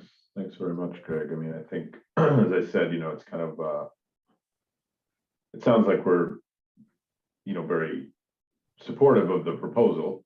And, those waivers are kind of needed to make the proposal work. So I don't think, we have any major objections to those. I guess, Valerie, any other related to the waivers, any other thoughts or additional information you'd want from the board to kind of frame a response to that? I think this is a good conversation. What I'll do from here is look at kind of drafting a more formal letter to the ZBA, and maybe we can review that at our next meeting. But in the meantime, I will give kind of the draft minutes from today to the zoning board, as their next meeting on this topic is before our next meeting. So I don't want to delay the comprehensive permit process, but so I'll provide some of the preliminary feedback from tonight soon to the applicant, and then we can discuss further the next meeting. Sure. That'd be great. We appreciate that very much. Just, it's 18.5 feet in front of the subdivision, in front of the proposed at the intersection. So it's similar. It's close. it's similar, but it's A little narrow. bit. It's amazing. Gotcha. Greg, But do you no, remember? we very much, it looks like, oh, Jim's back. We very much appreciate the opportunity. We appreciate your support, of course. And thanks for the opportunity to come this evening and answer a few questions and give you a presentation. We appreciate it. You know where to find us too. If anything else comes up, feel free to reach out. Great. Thanks very much, Greg. That's good. Thank you. Super. Thanks a lot. We appreciate it.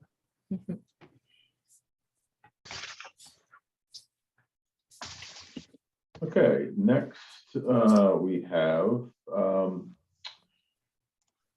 related to the master plan consulting funding, vote to support ARPA requests. So Valerie gave me a great description of this earlier today. Maybe you could just share with the board, and we can discuss from there. Yeah, sure. So I did include the memo that I've sent to the select board about this in the packet. So I hope you may have been able to kind of give it a brief once over before this meeting. But essentially, we've gotten $30,000 from town meeting to secure a consultant for the master plan. We had anticipated requesting a matching amount, so another $30,000 from ARPA in order to help get a consultant on board. However, in the meantime, we've had considerable difficulty with getting a consultant to submit a proposal. So we posted the request for proposals back on March 24th, and we continue to extend the deadline because we have not gotten any responses. So in the meantime, I have reached out to all the firms that I know hold the RFP and have asked them for their feedback on it, let me know, why they've not been able to provide a response. And a lot of them are saying that they are experiencing very large workloads. But they're also saying that because of the amount of competition that they have for their services, they have all these workloads, they have a lot of RFPs out there right now. They really won't do a project of this size unless we have at least $100,000 committed to it. So that's why we've increased this request from 30 to 70,000 from ARPA. So that paired with the funds provided at annual town meeting, we get to 100,000. And at the same time, we will be applying for a state grant in order to fund the remainder of the amount to do a master plan. So, I'm looking for your support of this process, but let me know if you have any questions about that approach or about the difficulty with getting a consultant or the master plan process in general. Yeah, great. I mean, I did take a look at the memo, which looks, very detailed and, thorough, but also not too, it gives clear the main idea very well. So I think it's great. I'm definitely personally supportive. I guess one question. So is it the select board that would make that determination whether the fund could be used for that? Yes, exactly. So the state has provided the federal ARPA funds to each town, and then through the town's select board or city council or what have you, they're able to approve various requests to use that funding. Okay. And do you think they'll be open to this, or do you anticipate any questions or pushback, or you're not sure? I'm not sure. I think it's certainly fair to ask questions about the process and about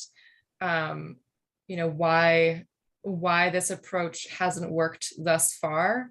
But I think I do know that we have the support of the town administrator, and we have the support of the master plan steering committee to make this request. So knowing the members of the select board, I think their questions are all going to be quite rational and really just trying to understand, where we're at in the process and why this money is needed now. Yeah, sure. I think the way you described the timing in the memo is kind of hopefully would answer those kind of questions. So yeah, I'm very open and supportive of this. Any other folks on the board want to comment or question?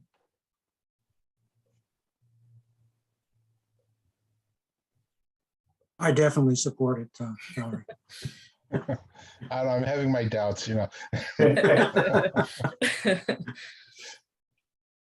And we had a master plan steering committee earlier this evening and voted to support the proposal there. So. All right. And the great. only downside or question that may very well come up is, well, you get the 100K. Now, how do you assure that you have the necessary remaining funds ultimately to pay a consultant who is looking for 150 or 130 or whatever? And I think the answer to that is a couple of things. First of all, there are a number of grants that we can apply for and will apply for, but a very important part of this is showing commitment on the part of the town when you apply for a grant. That if you've bellied up to the bar with 100K, they're willing to do much more willing to provide additional funds than they would if you started from 30 or 0 or whatever. So the whole cost sharing, either with municipality contribution financially or in-kind contribution, perhaps with other consultants, is very important to winning these grants.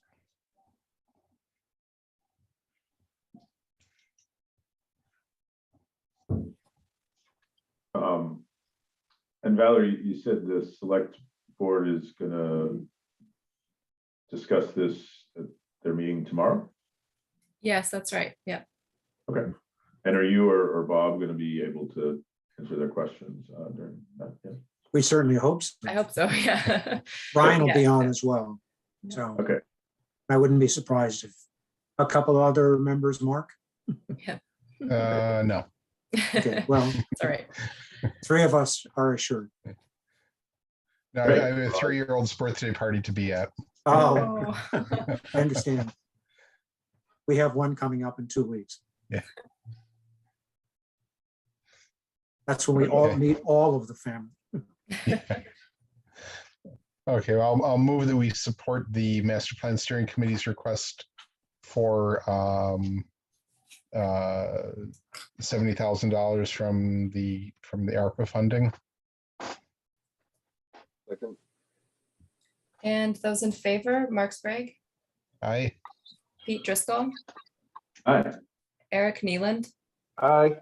and Jim Barr. Aye. All right. Valerie, do you know how much funding, how much ARPA funding the town got? I think it's around 1.8? I'm thinking. I know that we have currently allocated, you have a few years to use it. We've currently allocated 700,000. So that's definitely part of the calculation as well, is, you know, what might come up in the next year or so that the town might also need to fund. So I'm trying to ask for as small a chunk as I can. Okay, But 100 sounds like a semi-magic number. Yep. Yeah.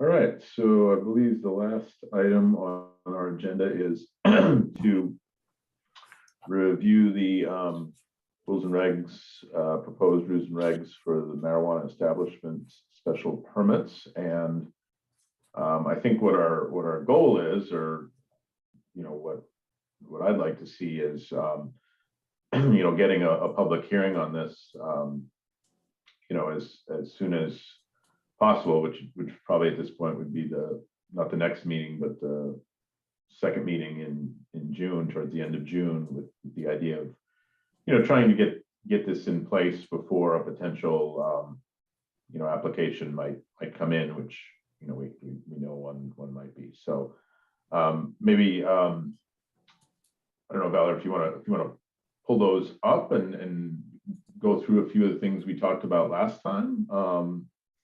And then see if anyone else has any other comments. Sure.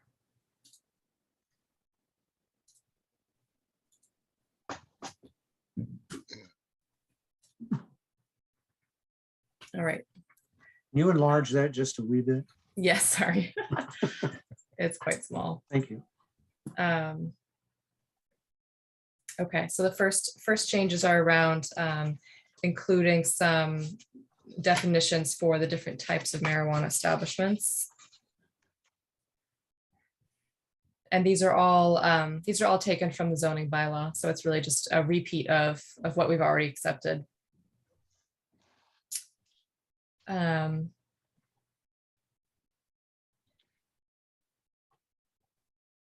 then the special permit granting authority. Let me know if you want me to slow down or speed up. So I kept the word security here, just as it's also in the subdivision rules and regs. I know there was a comment on that, wanting to change it to surety, but I think it's a little bit, leaving it this way makes it align with other rules and regs that we have. Included the word before, so we're reviewing plans and inspecting improvements before construction as well. Thank you. And then this request to receive information at least 10 days prior to the close of a public hearing, so that we're not receiving information the day of a public hearing that may be closed. We actually have time to review. Is that 10 calendar days or 10 business days? I did not specify. Be great if it was business days. So make it businesses. Make it. Yeah. That's it. I mean, that's easy enough. Yep. Uh,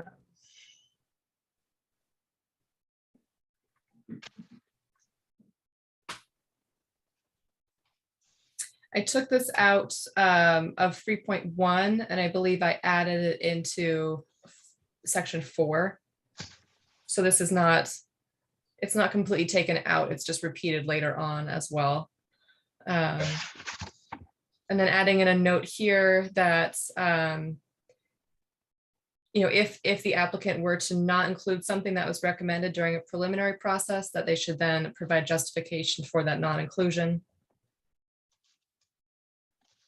I included a copy of the executed host community agreement as part of the application.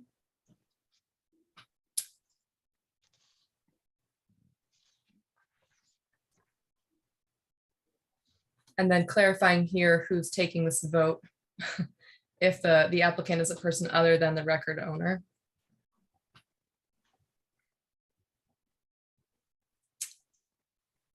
And then I added in here, after review of a few other towns' rules and regs, just wanting a notarized statement signed, including who all of the business partners are, who are the different owners, directors, and partners, just to be aware. It might help us down the line to understand a responsible party should anything else come up. Yes, a gambling casino far east of us ran into a similar problem. Oh, really? Yeah, the business partners weren't very well defined.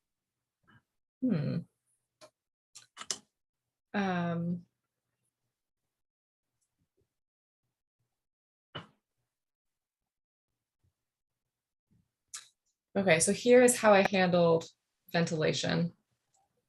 So I looked through the state's laws around odor, and just to draw the language from that. So there's no metric for odor. Other towns have also just pointed to the law, just to say that it can't violate the state's law, because we have no local zoning bylaw around odor because it's very hard to regulate. So just pointing back to the state's law around that. Well, it's interesting. The state law comes back and says, well, you guys in the towns can write your own laws or have them reviewed by the DEP. And then if they meet our okay, we'll okay them. But there still isn't any really quantitative thresholds anywhere in it. But I guess that's good enough.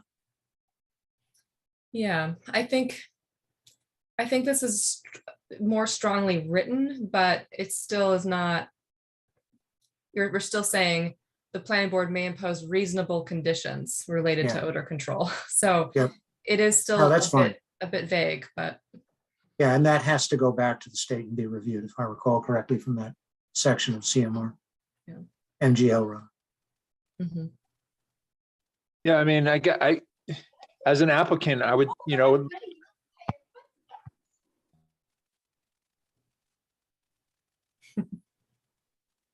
sorry, as an applicant, I would like to know, like, a number, but I guess if there is no numbers to tell, then, I mean, that's more strong for us where we can shut things down. Right.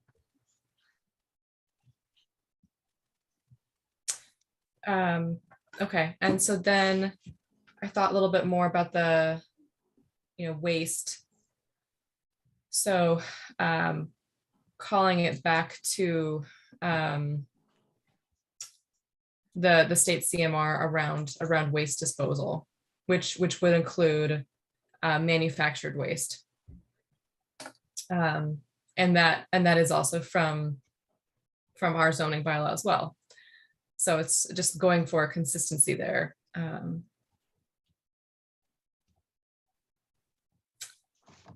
And then a noise reduction plan, ensuring that they're compliant with, again, the state's laws around noise. It's the same thing as odor. We don't really have a good noise or a noise bylaw, and that's because it's very hard to regulate. So I guess just calling it back to the state's regulation is probably the safest bet. They do identify sources of noise, which I think is good. They do, yes. Yeah, if you've looked up that CMR, it's Yeah, I looked those up. yeah. Okay. And then this was my attempt at capturing our discussion around water usage and how they might use water, either a gray water system to help with cultivation, or water in terms of just providing sanitary services for staff, or for however they may create products. So description of the proposed water usage and water management plan, including detail of water intended to be recycled and discharged, shall be sufficient for necessary operations. A private water source shall be capable of providing a safe, potable, and adequate supply of water to meet needs. And details should be provided, including usage, flow rate, whether they're using a private well or public water supply, and any irrigation should be detailed. There's also a note there that if they do need a public water supply, the location and extent of the applicable well radius and or IWPA would be included with the plans. And I do want council to kind of weigh in here on how much we're able to ask for, specifically whether the IWPAs whether we can ask for them to be contained within the site itself. Well, Valerie, I think an alternative to that is to have them get an easement for any portion of an IWPA or a zone 2 that infringes on property that they don't own. Okay. But I think that's the problem that we're going to be faced with in a lot of cases. When people put in public water supplies and really don't think about the fact that they're limiting the use of adjacent lots. Yeah, I mean, I think we might run into trouble where it's not been required elsewhere, but which may mean that we need some local public water supply rules and regs. But I think certainly the zone 1 needs to be on their site. I think IWPA gets a little bit more challenging. It's a much But it does bigger area. limit their use. Yeah.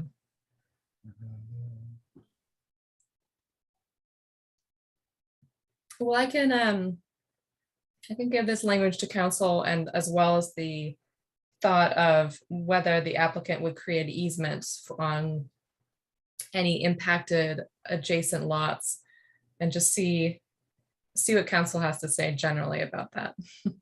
Well, it might be worthwhile contacting, well, Bill Brookings maybe, but more importantly, the water group at DEP, who have had a huge amount of experience with this and may very well know legally case history and what works and what doesn't, and may be able to suggest language and work with town council on that. Okay. That's a pretty straightforward question, I think. Okay. How do you protect adjacent land in the case of a public water supply?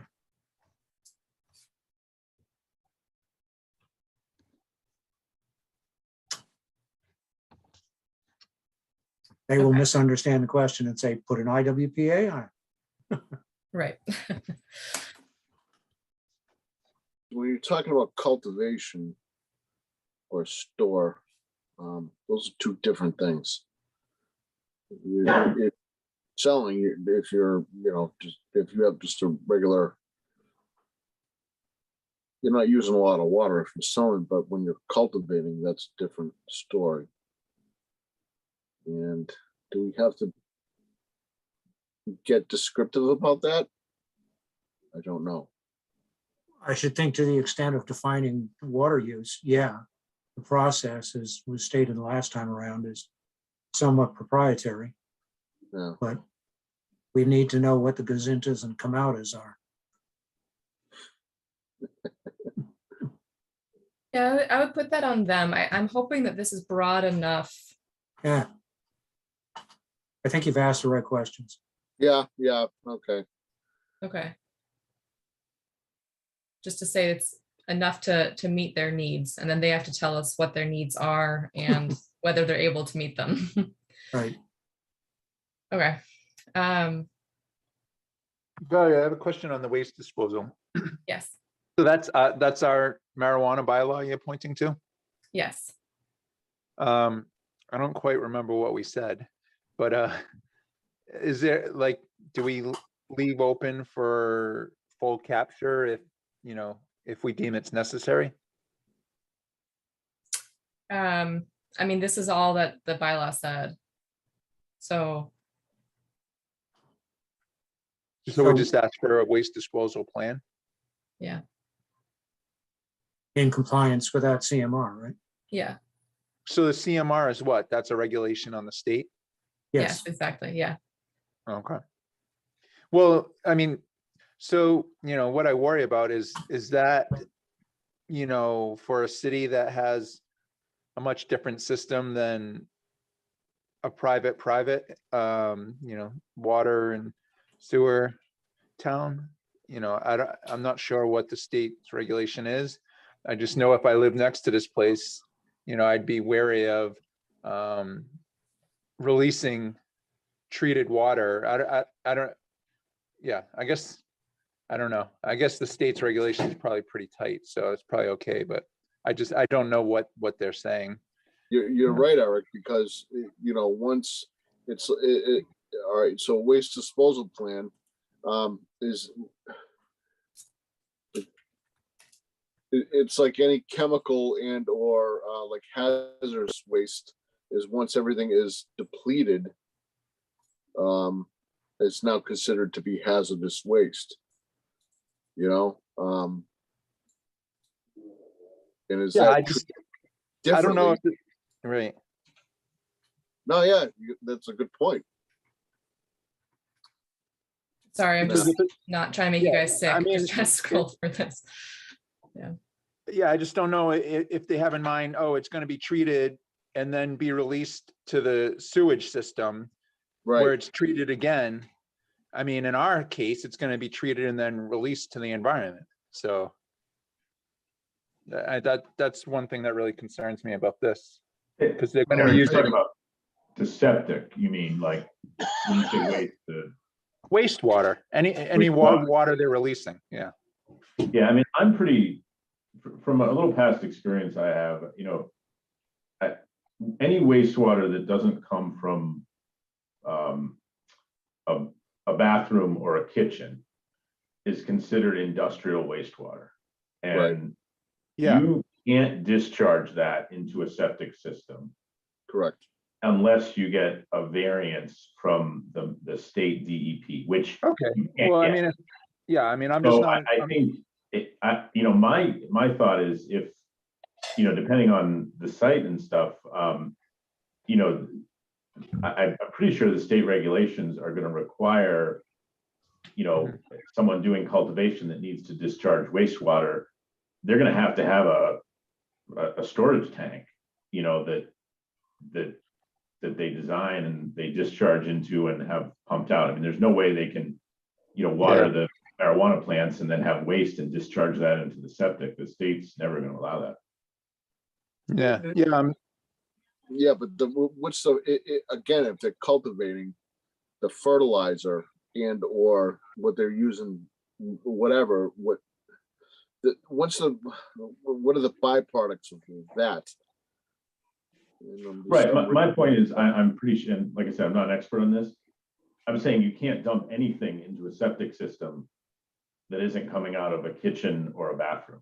So if they have an industrial, grow area or whatever, and they want to discharge into a septic, they need a variance from the DEP, and the only way you can get that is to do years and years of testing on your waste effluent. So, I think that what we're trying to do here is ask them for a plan, right? Both their proposed water usage, as we talked about, and their waste plan, and then get into the details. And I think that anything, in terms of discharging into the ground is going to be the DEP regulations are, probably going to prohibit that, and may make it so that a potential, company coming in to do cultivation or whatever says, oh, this is not worthwhile if we have to put in a whole on-site storage tanks or whatever. But I do think we need to understand, we need that, that waste disposal plan, which covers every waste coming out of the facility, to understand what they have and what they're going to do with it. Yeah, I mean, Yeah, it's reading that- definitely good to request a plan. I'm not an expert on the state's law, so. I mean, if it's true, like what you're saying, if it's not coming from a sink or toilet, and it needs to be captured otherwise, then that's what I want. Yeah, I mean, like I said, I'm not an expert. I ran into that situation when a previous company was, trying to move a lab to a town that, didn't have town sewer, and they had Exactly. a septic system at the building, and we just wanted to basically just water out of a lab. We weren't disposing anything hazardous, and we had to put it into a tank. Anyway. Yeah, I Yeah. just looked up the reference. And it's 500-105-12 waste disposal, and it's pretty specific. Yeah, Okay. can you all see this or no? Yeah, Yeah. I'm Okay. reading it, but nothing to say that again, if. Yeah, so there it says in groundwater discharge permit program, 314 CMR 12.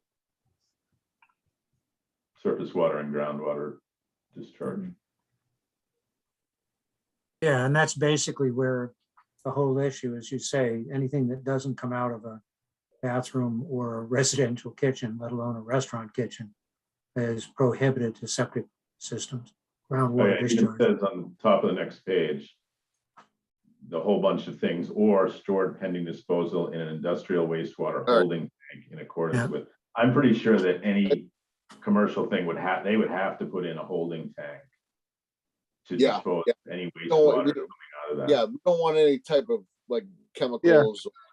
Yeah, this looks good. Oh, it looks great, Yeah, this looks good. very specific. Yeah. Yeah, that's what I would want to see. So that's good.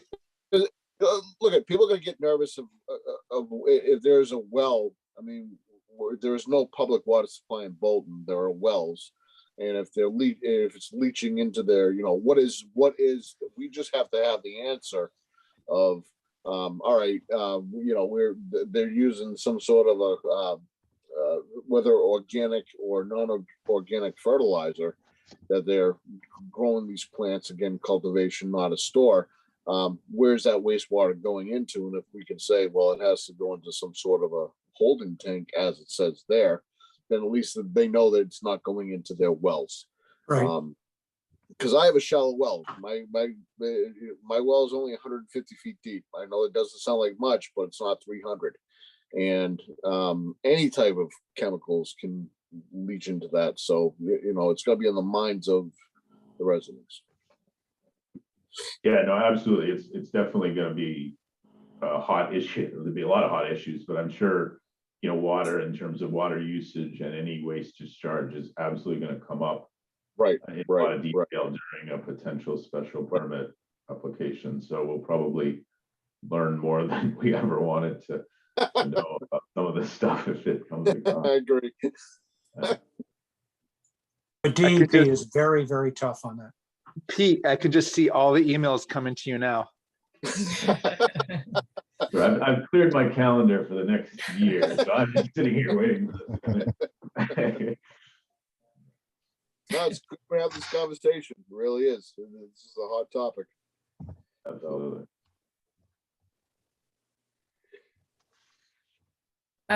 These comments on outdoor lighting was just, it was in another section on landscaping, so I took them out and pulled it into the security discussion.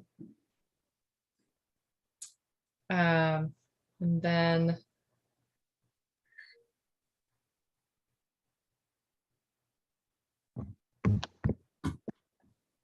wanting to make sure that any outdoor storage areas are adequately shown. And then thinking more about the comments from last time about traffic circulation and delivery vehicles. Making sure that the interior traffic circulation is shown, so that we can start looking at delivery vehicles. And then this is also discussed a little bit more in section 418. And then it's also the traffic impact analysis is also in or the traffic study is in the impact analysis as well. So we've got traffic in a couple different places now. So I think it's good, but we'll look at 418 and the impact as well. Just make sure.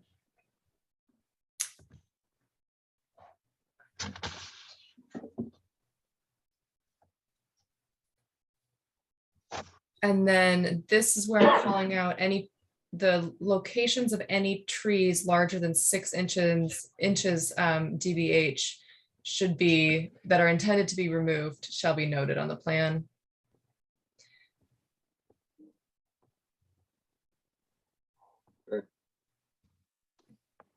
I mean, yeah, this is good. What I wanted is 6 inches, too burdensome. I mean, I did want this, I was thinking 10 or 12 inches, but 6 inches, if that will, not be too much of an issue, then that's good, I guess. Yeah, I was taking a look at, so we've got some consultants working with conservation on the municipal vulnerability preparedness grant. And they were doing a comparison of other towns' tree protection bylaws. And their language was more around 6 inches. So I just, in anticipation of possibly having a tree protection bylaw, I just put it in there as 6 to see if we could kind of mimic that. So yeah, I think it looks like you can be a little bit more strict than we thought. Yeah, that's good. Well, I mean, when we do, it's when they're planting, new trees in the development, we consider they have to be at least 1.5 inches, 2 inches. I think And so, yeah. so, I mean, yeah, I think that 6 inch rule is solid. So.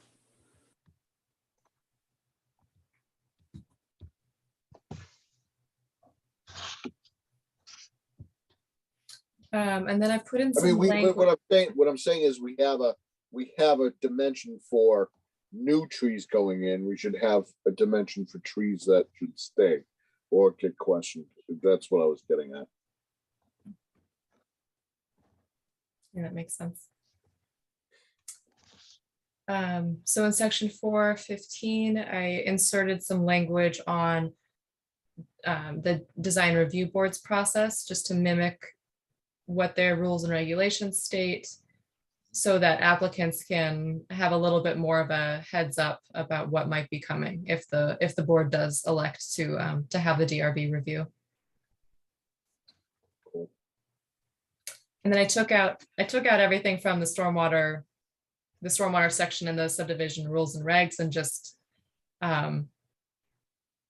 referenced that.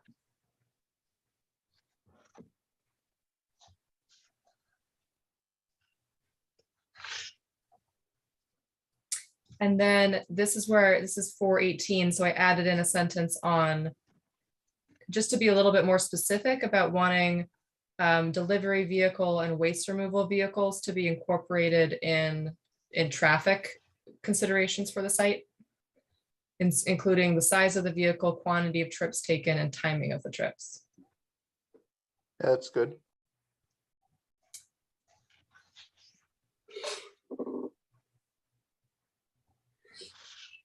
And then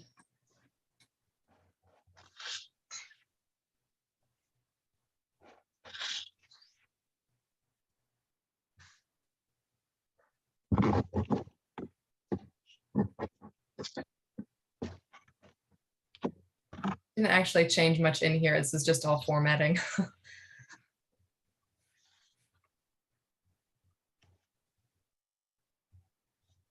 I did take out the checklist of required materials. It really it doesn't line up with everything that's in section 4, and it seemed like it was very repetitive. So I just thought we should just reference section 4 for what is required in an application.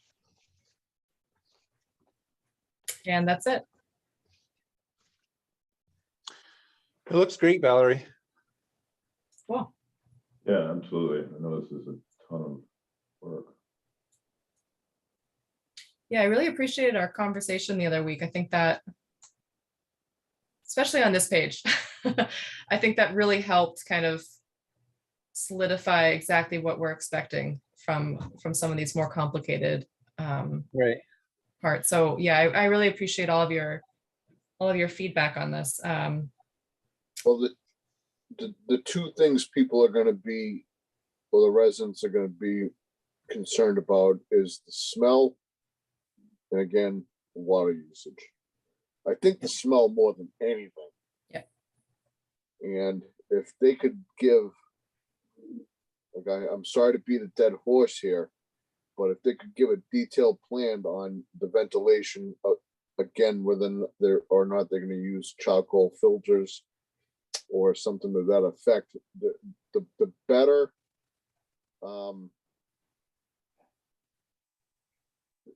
The more that we know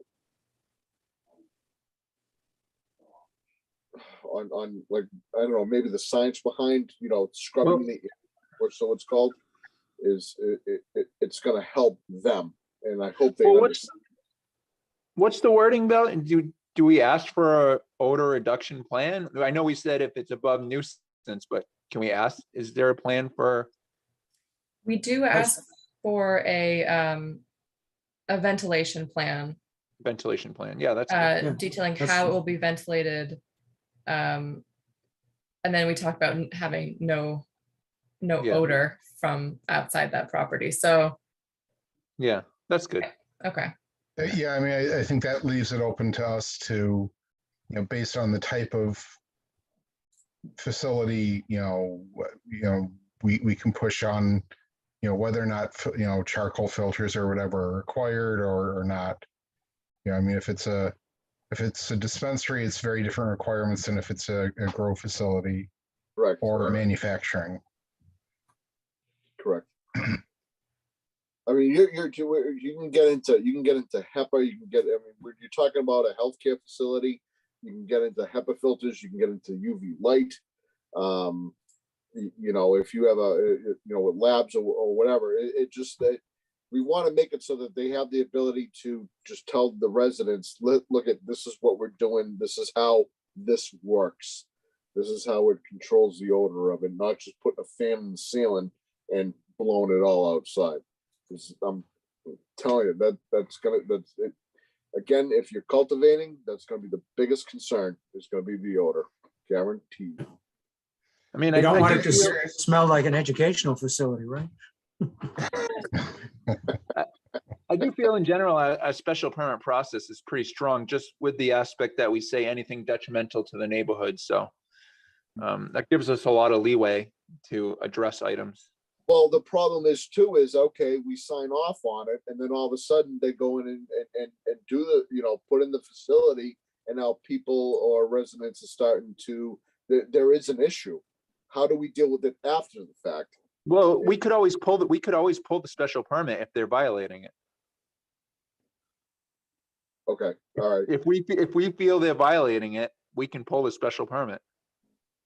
I mean, it might be a legal battle ensuing, but yeah, I mean, we have that right. All right. So what's the measurement?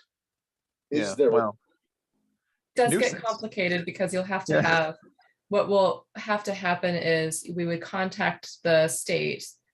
They would send an agent out, and then it would have to be the odor on site at the time the agent is on site.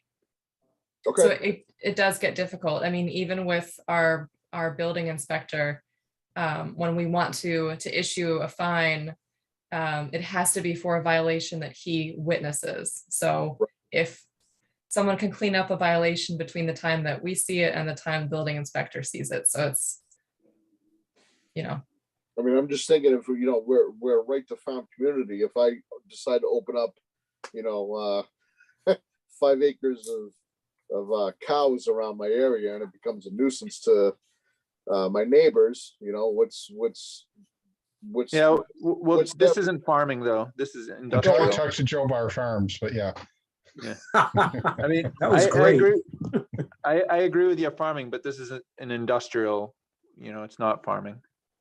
I understand, Eric, but what I'm saying is that there has to be a measurable. It's going to be a contingent. People are going to. Yeah. It's going to be an issue. I can already see it. Yeah, Not with no, the well. shop, not with the shops, more so with cultivation, Yeah. which is farming. Kind of. Yeah, I mean, I think the other thing too is, you know, we're by no means, you know, experts in some of this stuff, and you know, there are a lot of, you know, cultivation facilities now in the state, and so I would expect, you know, I think we kind of have to hold a potential applicant to, you know, they come with an application and, you know, a clear ventilation plan, and we're going to ask them some, you know, some questions like this, right? I mean, we'll probably need, you know, get educated a bit, and I'm sure residents will as well, you know, to understand, you know, how they plan to control, you know, the potential odor. And you know, I would hope that an applicant that would come before us, you know, I mean, we've had different kinds of applicants, you know, for different projects for the town, and some are really great, you know, some are really great and listen to the town's concerns and want to be, you know, good neighbors per se. And, you know, hopefully through the vetting process, you know, we find one, you know, we figure out that one is, and they can explain all of these kind of ventilation things to us. It's going to be a potential, you know, definite topic of conversation. But there are certainly, you know, there are ways to control the odor properly, right? And we just have to make sure that a potential applicant, you know, has a good plan in place to do that. We just ask the questions. Yeah. Absolutely. Yeah. I mean, I agree with Pete. I mean, there's many of these. Then I know in other towns there's been issues and they've been able to correct it with, you know, negative pressure and filters and stuff. So anyway, I think the document's good. I think we Yeah, can. like- I think let's go with it. Yeah, so what, Valerie, are the next steps? Are we able to schedule a public hearing, or do you need some feedback from town council first, or what? I can go ahead and schedule the public hearing, and then in the meantime, before the public hearing, I try to get town council's advice. So yeah, so I'll schedule that likely for June 22nd. Good. Okay. Okay. And I know for just remembering from the past, from rules and regs stuff, you know, typically if we're changing, you know, rules and regs and we need to have a public hearing, we would pull up the, you know, the changes to the rules and regs and, you know, present that and see if there's public feedback. You know, in this case where it's something, you know, kind of big and new, I don't think during the meeting we would want to necessarily go through the whole document. You know, people can obviously review beforehand. But in terms of the format of that, would we want to provide a little introduction? You know, I don't know. I'm just asking from how, you know, if any others on the board have experienced this in the past. You know, we want to put together a slide with a summary. You know, we don't want to go into too much detail, but something to just present to, you know, who knows who we'll get. We could get a whole lot of people. We could get one person. It could be just the 5 or 6 of us talking, right? That's a great idea. Yeah, absolutely. That's super useful. Thanks for bringing that up.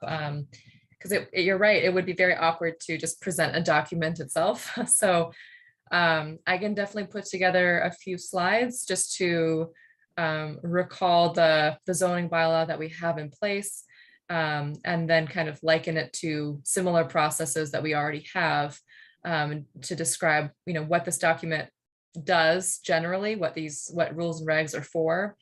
And then kind of get into a bit of an outline of the document itself and just ask for comment. Yeah, that would be great. Yeah. And it can be pretty high level. I mean, it can only, it can be 2-3 slidings, but just Yeah. to kind of frame it, and then we see where the conversation goes. And if people want to get into specific, clauses in the document, if they've read it and they want to ask, we can absolutely get into that. That Yeah, I sounds- agree. If you could putting together a few slides, I think would be great, because not many people would actually read this document, but people would peruse a couple of slides. So, Yeah. and maybe like you said, Pete, it would, pique people's interest or something. And at least then, you wouldn't get comments like, did you even look at this or even look at that? If you put out just like a framework of what the document is, that would be good.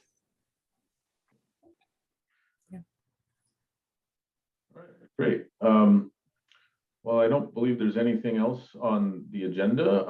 So I appreciate everyone making my first meeting as chair fairly painless. I hope I did. Yeah, great job. You did great. Excellent. Badly, I'll work on my delivery. But if there's not anything else, I'll entertain a motion to adjourn. Move we adjourn. Second. And those in favor, Mark Sprague, Yes. Pete Driscoll, Yes. Eric Neeland, Yes. and Jim Barr. All right. Good job, Pete. Yeah. And Bob's yawn from a couple minutes ago said yes too. Good. Thanks very much, everyone. Hope everyone has a Hey, good- thanks. All right, We'll talk thanks to for the y'all late soon. night. All right. Take care, everybody. Take care. Bye. Bye.